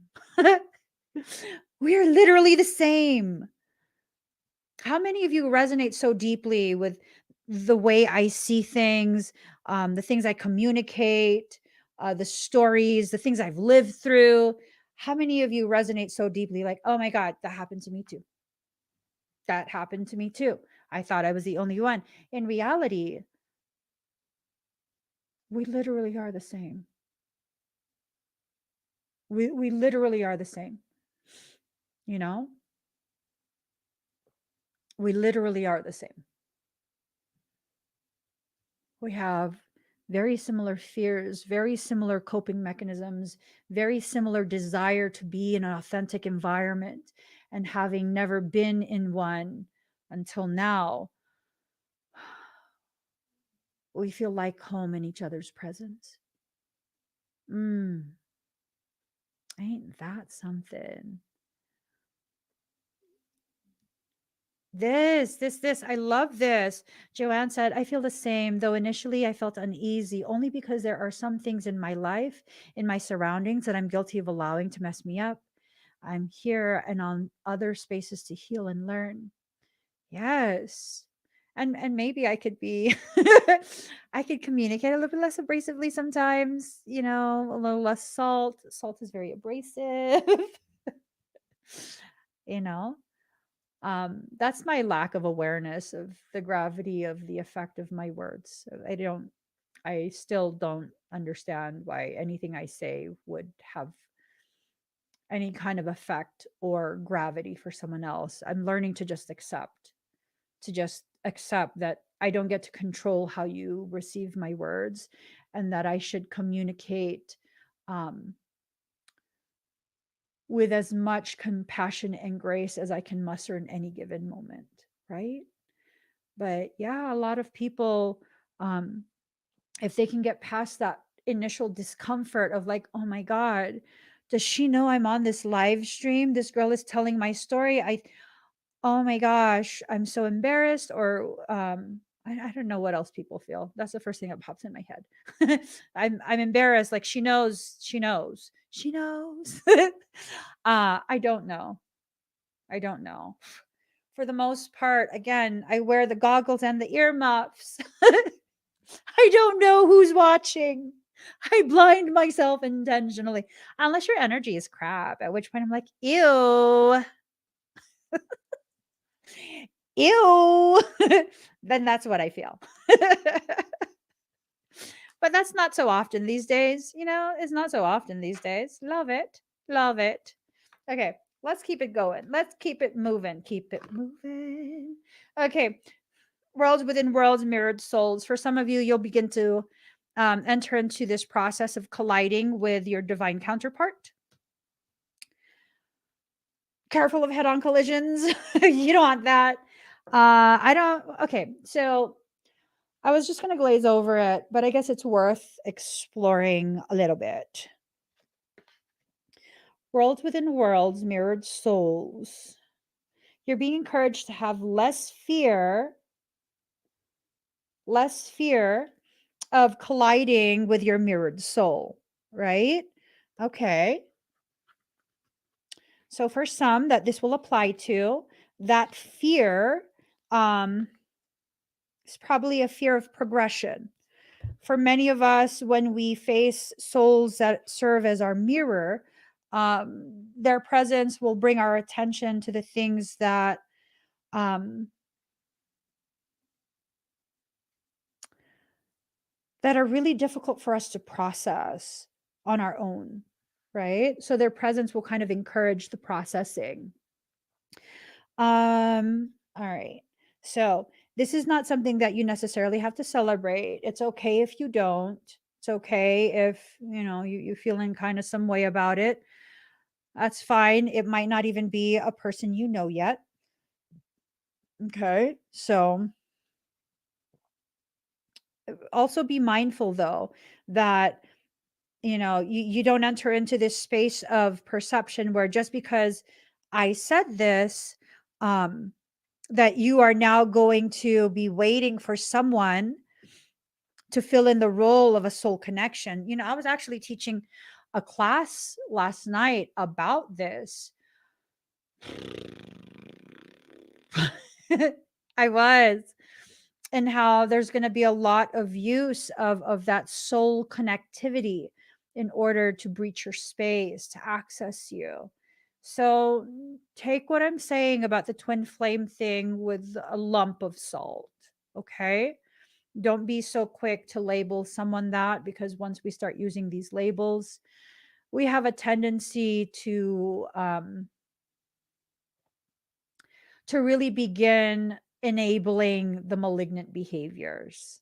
I know far too many people who will allow themselves to be maltreated because they believe the person is elevated, in that they are a twin flame, a soulmate, like, no, no.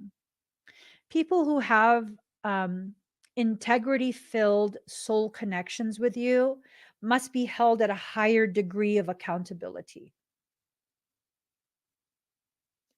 I mean that.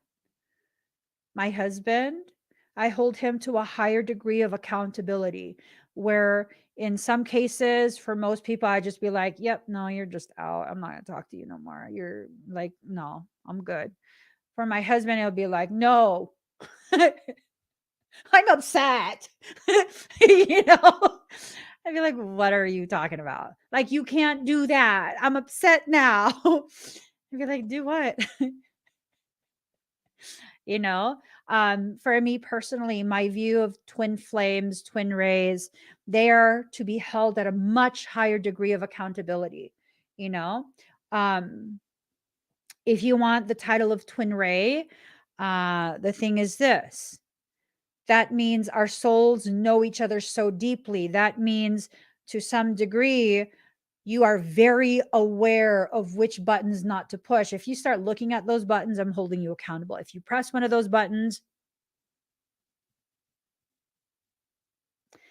oh my God, I mean, you can't be like that. No, I need to be like that. I need to be like that. You need to be like that, because these are people we need to hold to a higher degree of accountability. They know your soul so well, right? So why are they doing these things to you? You know that those teachings about twin flames, a large portion of what they're disseminating across spiritual communities, are draconian lies.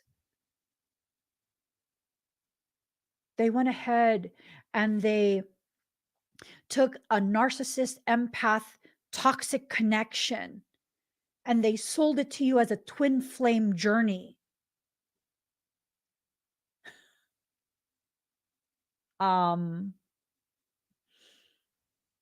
Take all of the signs that you are with your twin flame, right? The runner chaser. Yeah. Okay. Take all of that, bring it to a psychiatrist, a psychologist. Don't tell them anything about twin flames, and tell them you would like them to tell you what type of relationship is that. It's a narcissistic abuse relationship. So be careful. Okay. I don't want you to fall into that ensnarement just because I said this on this live stream. I don't believe twins are inherently someone you have to be romantic with. This comment right here, love does not dishonor our souls in any way. No. No.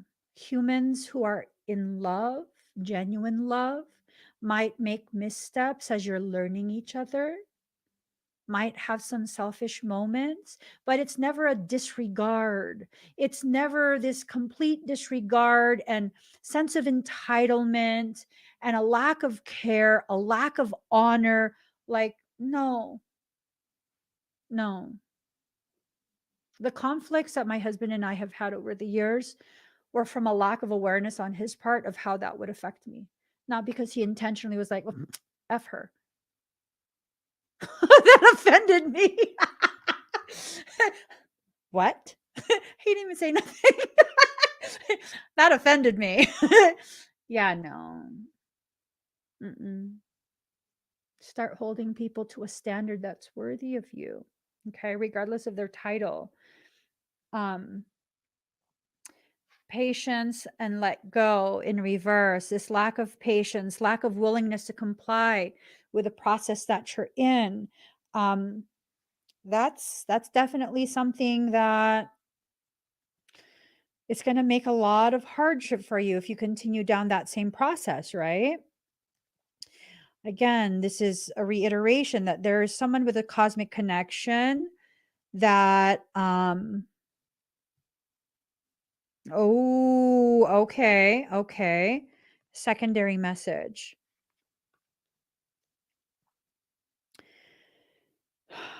There's a potential that you will come across a person with an elevated soul connection to you, right?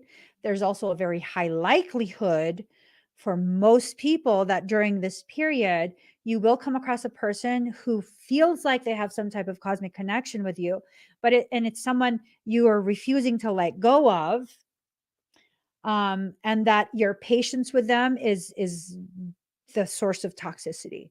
It's something that's going to open yourself up to a lot of the things that I've been talking about earlier in this video. I don't like when the readings get negative, when I have to talk about things that are negative, especially when I led to share portions of my history that felt negative to me as I experienced it. I don't really like that. It doesn't feel good. But it's always this thing of I have to now begin reminding myself this is to help prevent someone else, if they so choose, from experiencing the unnecessary, right? So for some of us, even if we hear the things that I'm saying and we take heed, we listen and try our best to avoid it, and we still experience it. Why is that? Because you need to experience it to learn the nuanced portions of the lesson that I didn't share, right? It might be the same general lesson, but the nuanced portions of it might be different. So this is not going to take you to a new chapter. This is going to help round out the chapter that you're in. All right. Uh-oh. Can we just get a break? Can we just get a break from this?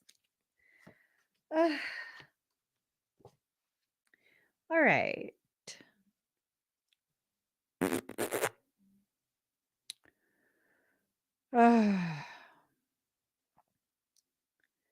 Jesus loves us.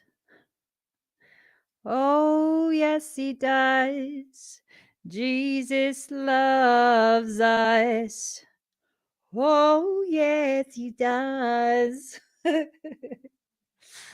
This, oh my God. Okay. This is a warning for some, okay? So, for some of you, you're really positioning yourself to enter into a space of, I hear watershed achievement. Like, this is going to be profound for you. Your entire life is going to change. It's going to be powerful. All of these really beautiful, amazing things. Um, and there is this essence that wants to keep you bound and confined to the suffering and struggling that is so unnecessary, unneeded, right? So I'm doing expedites today. I think I will go ahead and have a few things that would address this, but your intuition is going to be tampered with. I don't know who this is for. Probably for the ones who are about to be positioned to receive and achieve something just profound. Okay. Your intuition is going to be tampered with. If you can remain in a space of heightened awareness through this period, I would say it's going through beyond that Mercury retrograde. Okay. If you can be hyper aware, elevated in your awareness, um, they won't be as successful trying to compromise your intuition.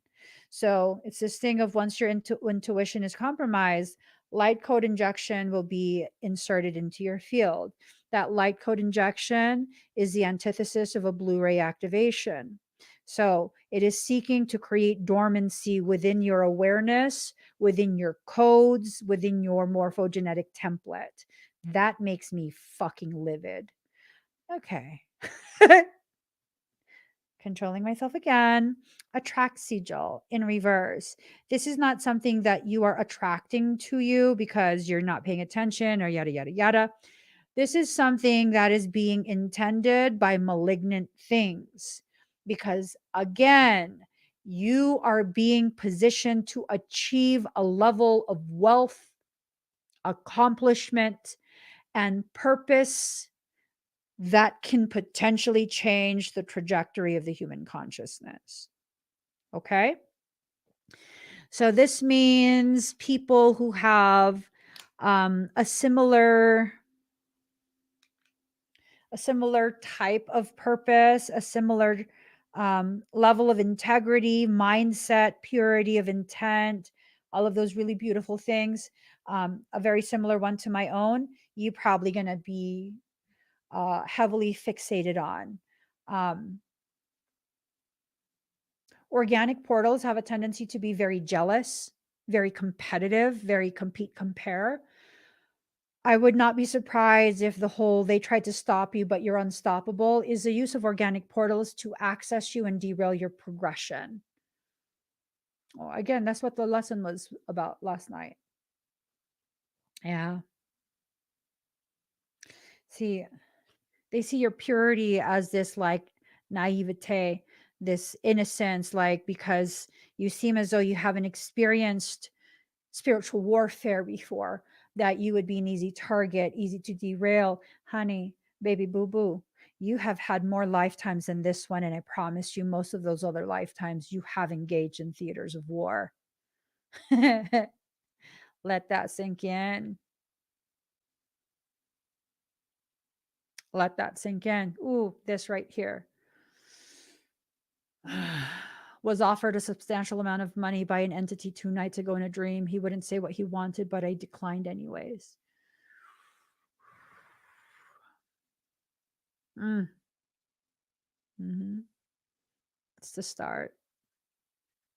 It's the start. You can react to this information quite possibly one of two ways. I don't see any other ways people would react. Well, maybe three. The first one is just like neutral, like, oh, well, I guess we'll see. Good.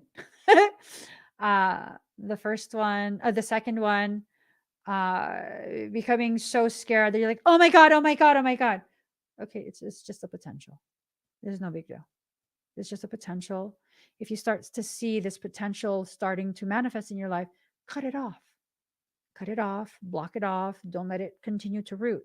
It's like you see a tiny ass weed is growing in your backyard, in your beautifully cultivated garden. Are you going to wait and continue to freak out as it grows and wait until that weed is like 10 feet tall? Now you're screwed because it's released all of its seeds through your whole garden. You're going to have more than one to pull out. But if you pull it out while it's still small, do that maintenance, it's no big deal. It's no big deal. Okay. And the third way is where you're like, okay, game on. Okay. So you're telling me the things I need to look for. I need to be aware. All right. Do you have any type of symptoms I should be aware of? Where you're like, you really want to prepare. Good. That's very good. Very, very good. Really prepare yourself, but don't wait for it to happen. Don't wait for it. Yeah, you know, yes, I do have a fairly high level of accuracy, but yes, I've also misread. I've also made mistakes, misinterpreted. There's no perfection in me. There isn't. I'm not a perfect person. And so that leaves the very real potentiality that maybe none of this will even happen to you, right? Who knows? Who knows? So this is kind of like the final confirmation. Progression, flow, and change, all in reverse. This is about them trying to stop you. They're trying to stop the changes. They're trying to stop the flow. They're trying to halt the progression you are making through your life. Change, flow, progression. These are sigils. That means if you look at them right side up and you allow yourself to infuse your space with the energies that these activate. That's how my deck was designed. This is my deck. That's how it was designed. That there are specific cards that are sigils. Look at it. Let yourself look at it, become comfortable with the lines. Feel the energy flowing through those lines, almost like a movement. And feel that energy flowing through your body. That's your energy. That's not me. I'm not doing energy work. Feel that energy flowing through your body. Close your eyes and allow that energy to circulate. That's your energy.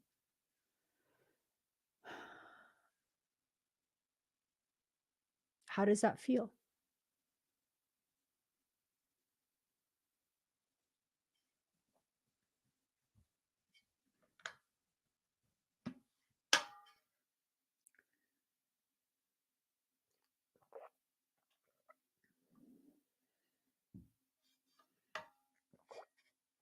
You feel it flowing through you?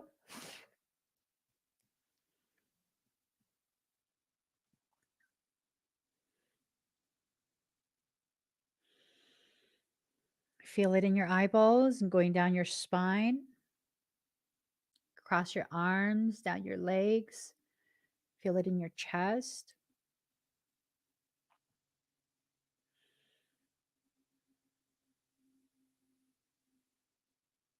I think for many of us, we enter into this space of not believing that we have the authority to harness our energy in the way that we can, the way that we should. Oh, you know what? I will share. I am having a morphogenetic fundamentals workshop where I'm teaching the fundamentals of the energy work that I do so that you can begin the process of harnessing your energy. So, here,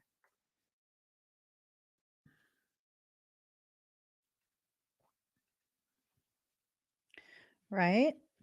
You want to learn how to harness your energy, you know? You want to learn how to finally take control of your space. That's your energy that you just pulled in.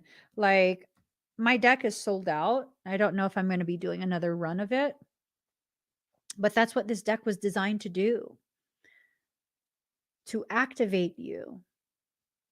It was designed specifically to help begin the recalibration process that you could do yourself.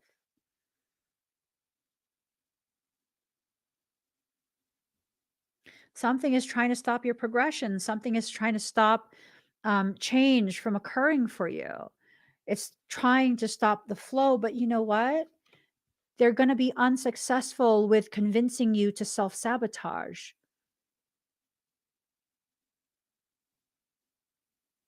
That self sabotage, not going to work. It's not going to work. You know, it's going to be something that will probably be tried repeatedly during this period. But again, you're unstoppable. If you don't consent to being stopped, you can't be stopped. You can't. You cannot be stopped. And it becomes this thing of giving yourself permission to begin questioning what you're giving permission to. Let's pull one final card.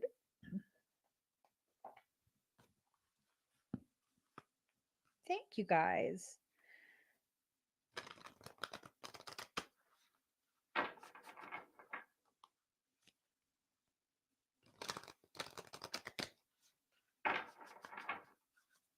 And maybe I will reprint it. Who knows?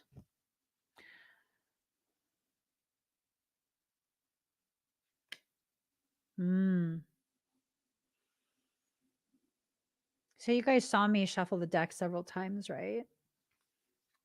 It's the same card from the last time.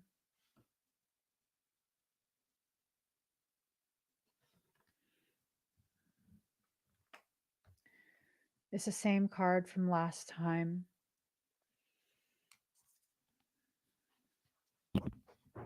Bhuvneshvari. Oh, card number 19.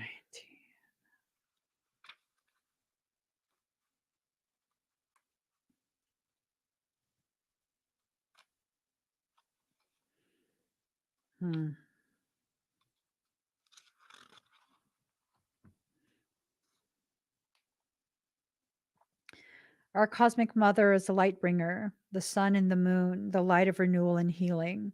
She is the divine voice, the sound of creation, the sublime note that births a golden era. Hers is the capacity to create a clean slate and a fresh start. She is hope and she is arising. She protects and preserves that which is worthy of the heart. She shines in a perpetual state of divine beauty and in radiance, reigniting our creative fires and attracting to us the most supportive and honoring circumstances. Her presence signifies utmost grace, right? So, hold on.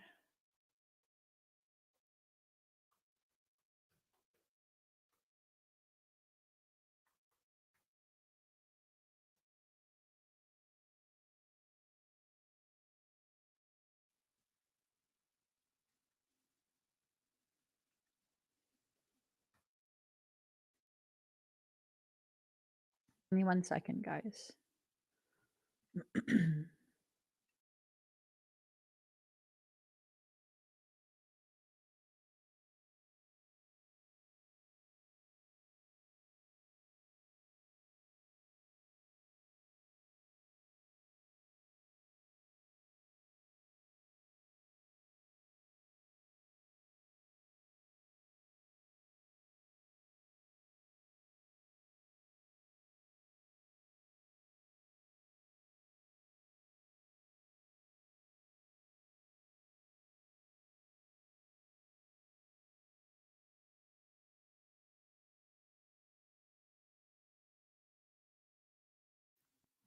So, sorry.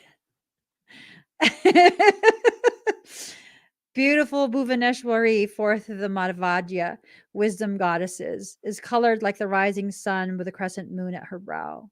She is the goddess of abundance and the kind priestess that provides the pathway to healing and fulfillment. She is the quality of preservation and sustaining nourishment. When we have fought hard to accomplish something worthwhile and honoring of the soul, she provides the means to protect it so it may endure. So um, this relates to us needing. Am I still muted? Can you hear me now?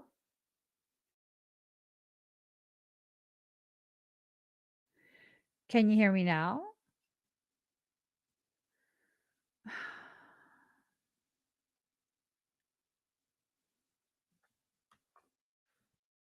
Okay. Oh, okay. Um, so she's talking about how the things that you are doing to earn, whatever it is, um, it's definitely something you need to protect. It's something you need to protect. You have to allow yourself to receive the nourishment, the guidance, and also the ability to protect and defend the things you are building, right? So she's the quality of preservation and sustaining nourishment. When we fought hard to accomplish something worthwhile and honoring of the soul, she provides the means to protect it so it may endure.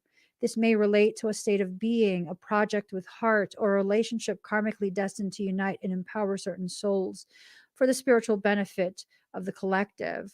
Her presence particularly relates to the divine beautification of the physical world, the bringing of heaven to earth.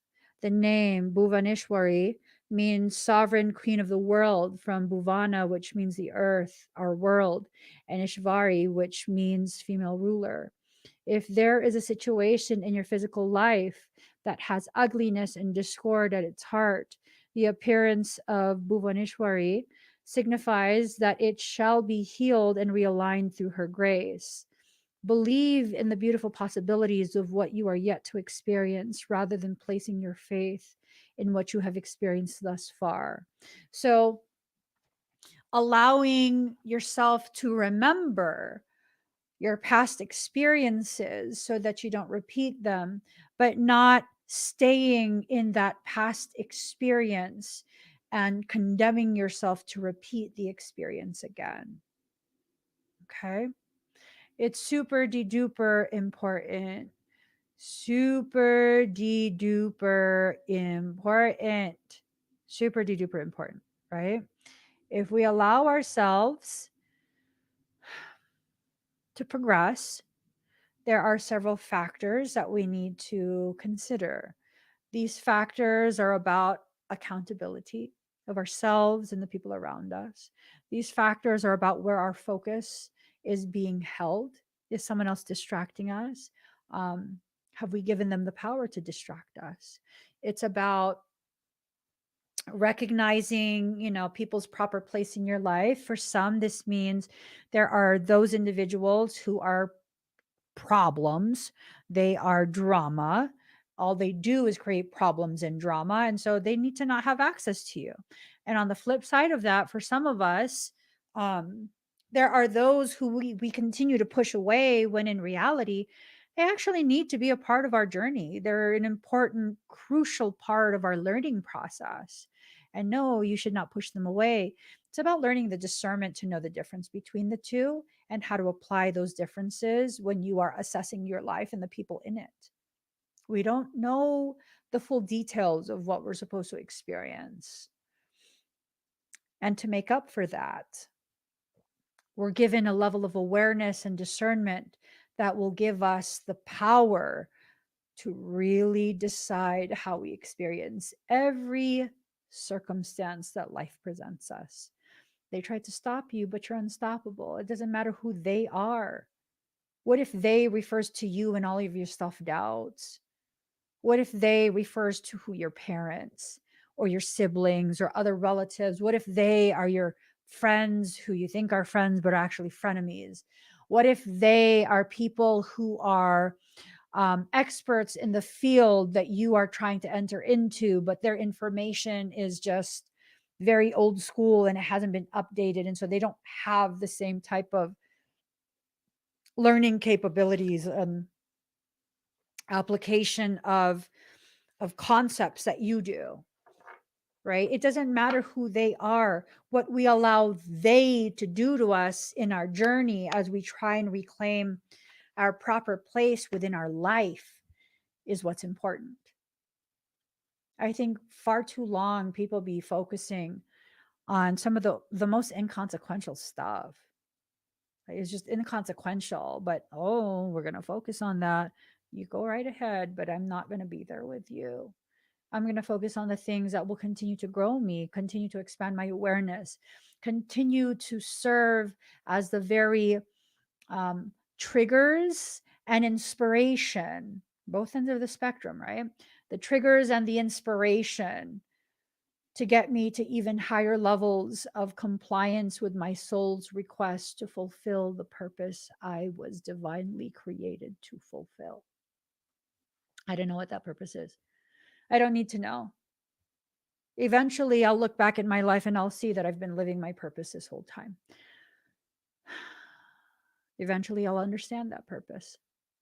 Probably won't be until the end portion of my life. But that won't stop me from living my purpose. I will continue to live it. I will continue to trust that everything I'm going through, everything I have been through, is leading me to the point of better understanding myself and what I need to do, and better negating, like truly negating my hyperfixations on inconsequential things. It's inconsequential.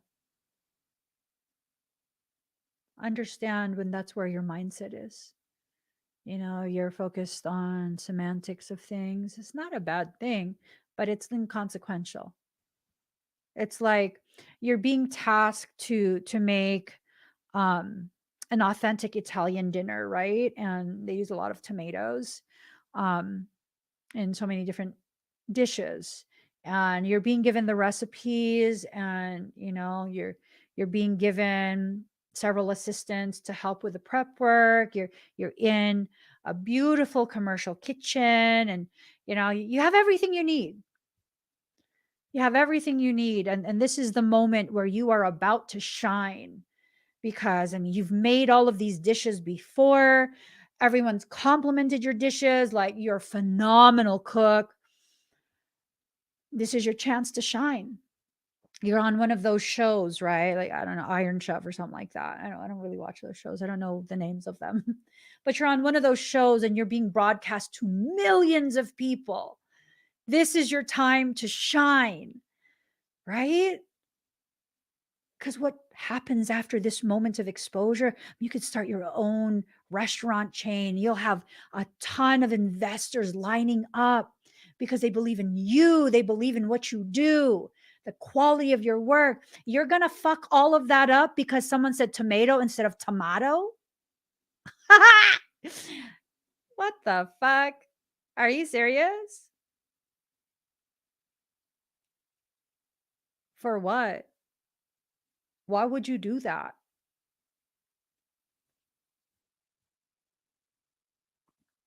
Well, I have to stand for something. Oh, tomato versus tomato?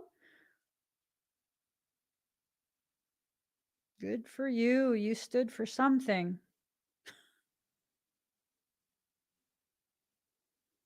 What a time to choose to stand for something. No, I mean, I can't be bossed around. It's tomato. Okay, that's on you. That's on you. Because, see, in my mind, say it however the hell you want. But when all these investors line up and provide me with the millions of dollars to create a nationwide chain of high end Italian food, all of my waiters are going to pronounce that as tomato. Oh, you'd like a tomato dish.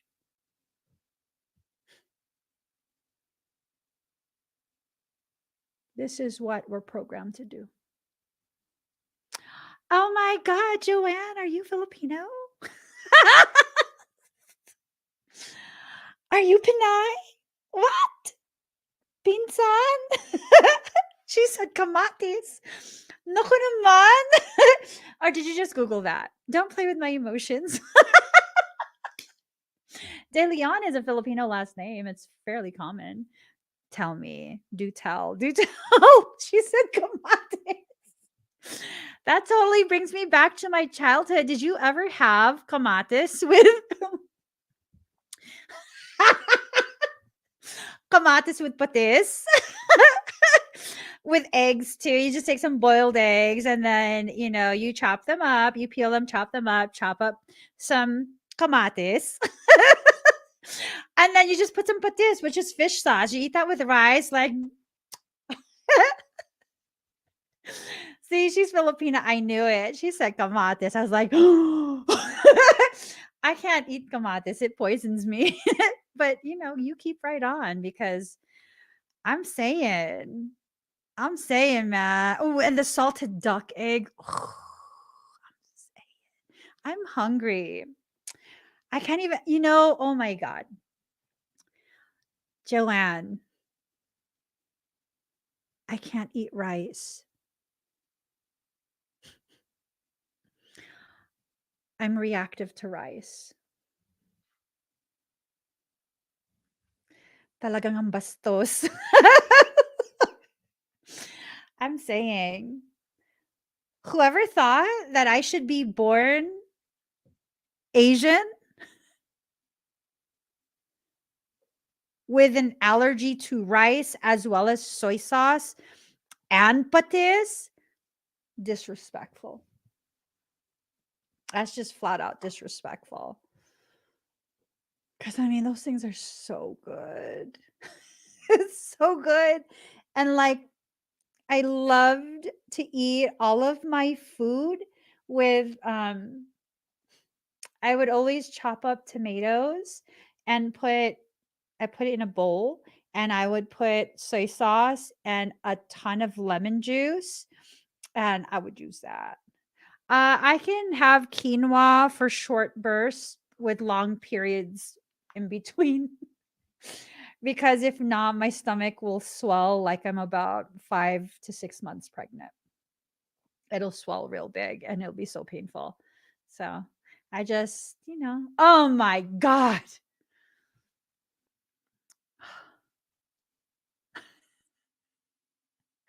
How many of you are Filipino? Look at this. You know what? I'm not really flowing with the bullet. I'm not really down with that. Oh, I've never tried it with dried rosemary. Oh my God. You know what I used to love is the tosilogs. I can't have that either because my diabetes, I'll die off the tocino. Oh my God. I can't eat anymore. Okay. Calm down, girl. It's just food. Stick to your almond cracker and grapes. I'm going to stick to that. We just, you guys eat whatever you want to eat. That's fine. I gotta go. My feelings are hurt because my body hurt my feelings. Oh my God. Sinigang is that's my jam. Sinigang, like, oh, sinigang. She fucks me up too. Dude. I'm going to eat that today. I don't give a shit. If y'all don't see me tonight, it's because I ate sinigang. Sinigang is like my shit. I'm not even joking. I'm gonna be so swollen and I won't be able to bend my fingers. Shit. Y'all do me a favor. Can you guys eat these things and think of me like really intensely? Make it super sour sinigang because 2 packets instead of 1. Ooh, the sourness. And then, yes, halo halo for dessert, please. Also, if you could please, um, I'm begging you to please also have some taho from Chowking. Okay, that's all I ask. I live in an area where there's no Filipinos and there's no Chowking. There's no Chowking. So, oh my God, sinigang kare-kare, bulalo. Stop! Jesus Christ, have mercy. Whew. I love all this food and buko pie. I'm gonna throw my laptop. Daddy! I'm gonna ask him if he can cook all this. He's gonna be like, "You're fucking crazy. I'll take you to Korean barbecue." I can't even eat that anymore because I've become reactive to it since he took me so much. Sucks. I'm just gonna starve. Fucking starve and die with my stupid ass grapes. I'm hungry. These grapes are not enough. What? What?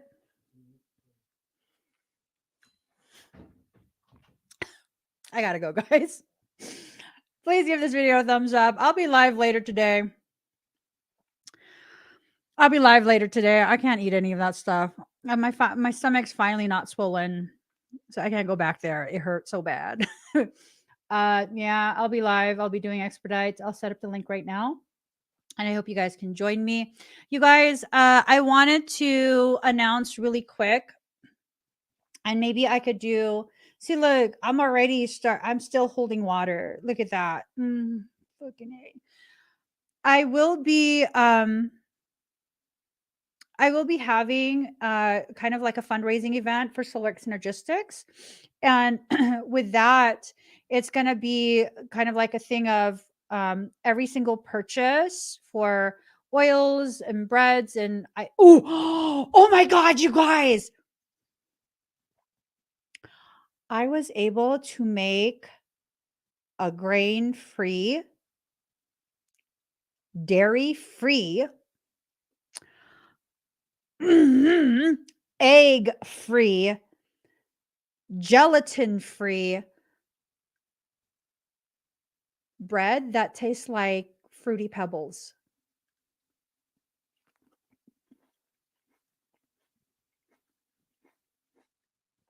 Fruity Pebbles. All natural. I need to I'll make some samples that I can take pictures of and put on the website. Fruity Pebbles. Oh my God. I ate so much of it the other day. So good. I made it into pancakes. I also made it into a cake. It tastes like Fruity Pebbles. I haven't had that for years. So that will be available on the Soulwork Synergistics. But I did also want to do a fundraiser event where if you purchase something from Soulwork Synergistics for the rest of the month of January, you'll be able to be entered into a raffle. And however much you spend is how many entries you'll have in the raffle. So you'll be entered into the raffle in order to win a Valentine's gift bag with a whole bunch of just amazing truffles and different types of gluten-free, grain-free, dairy-free desserts for your Valentine's celebration. I'm just saying, y'all, I'm really good at Valentine shit. I'm saying. So I'll have all that information up for you guys, hopefully by the end of the day. And we'll be able to do some stuff. Oh my God. You know what? And Yaya makes this cake that just I didn't even want to share it with my children. I'm not even joking. I'm not even joking. I didn't want to share it. It was so good. That was like a Valentine's cake, yo. That was like a straight up Valentine's cake. I can even I can make white chocolate from scratch, gluten-free, dairy-free, vegan. I can even make chocolates from scratch that are completely sugar-free. I know how to do that. I taught myself how. So, who knows? We might have these types of things available for purchase on the website.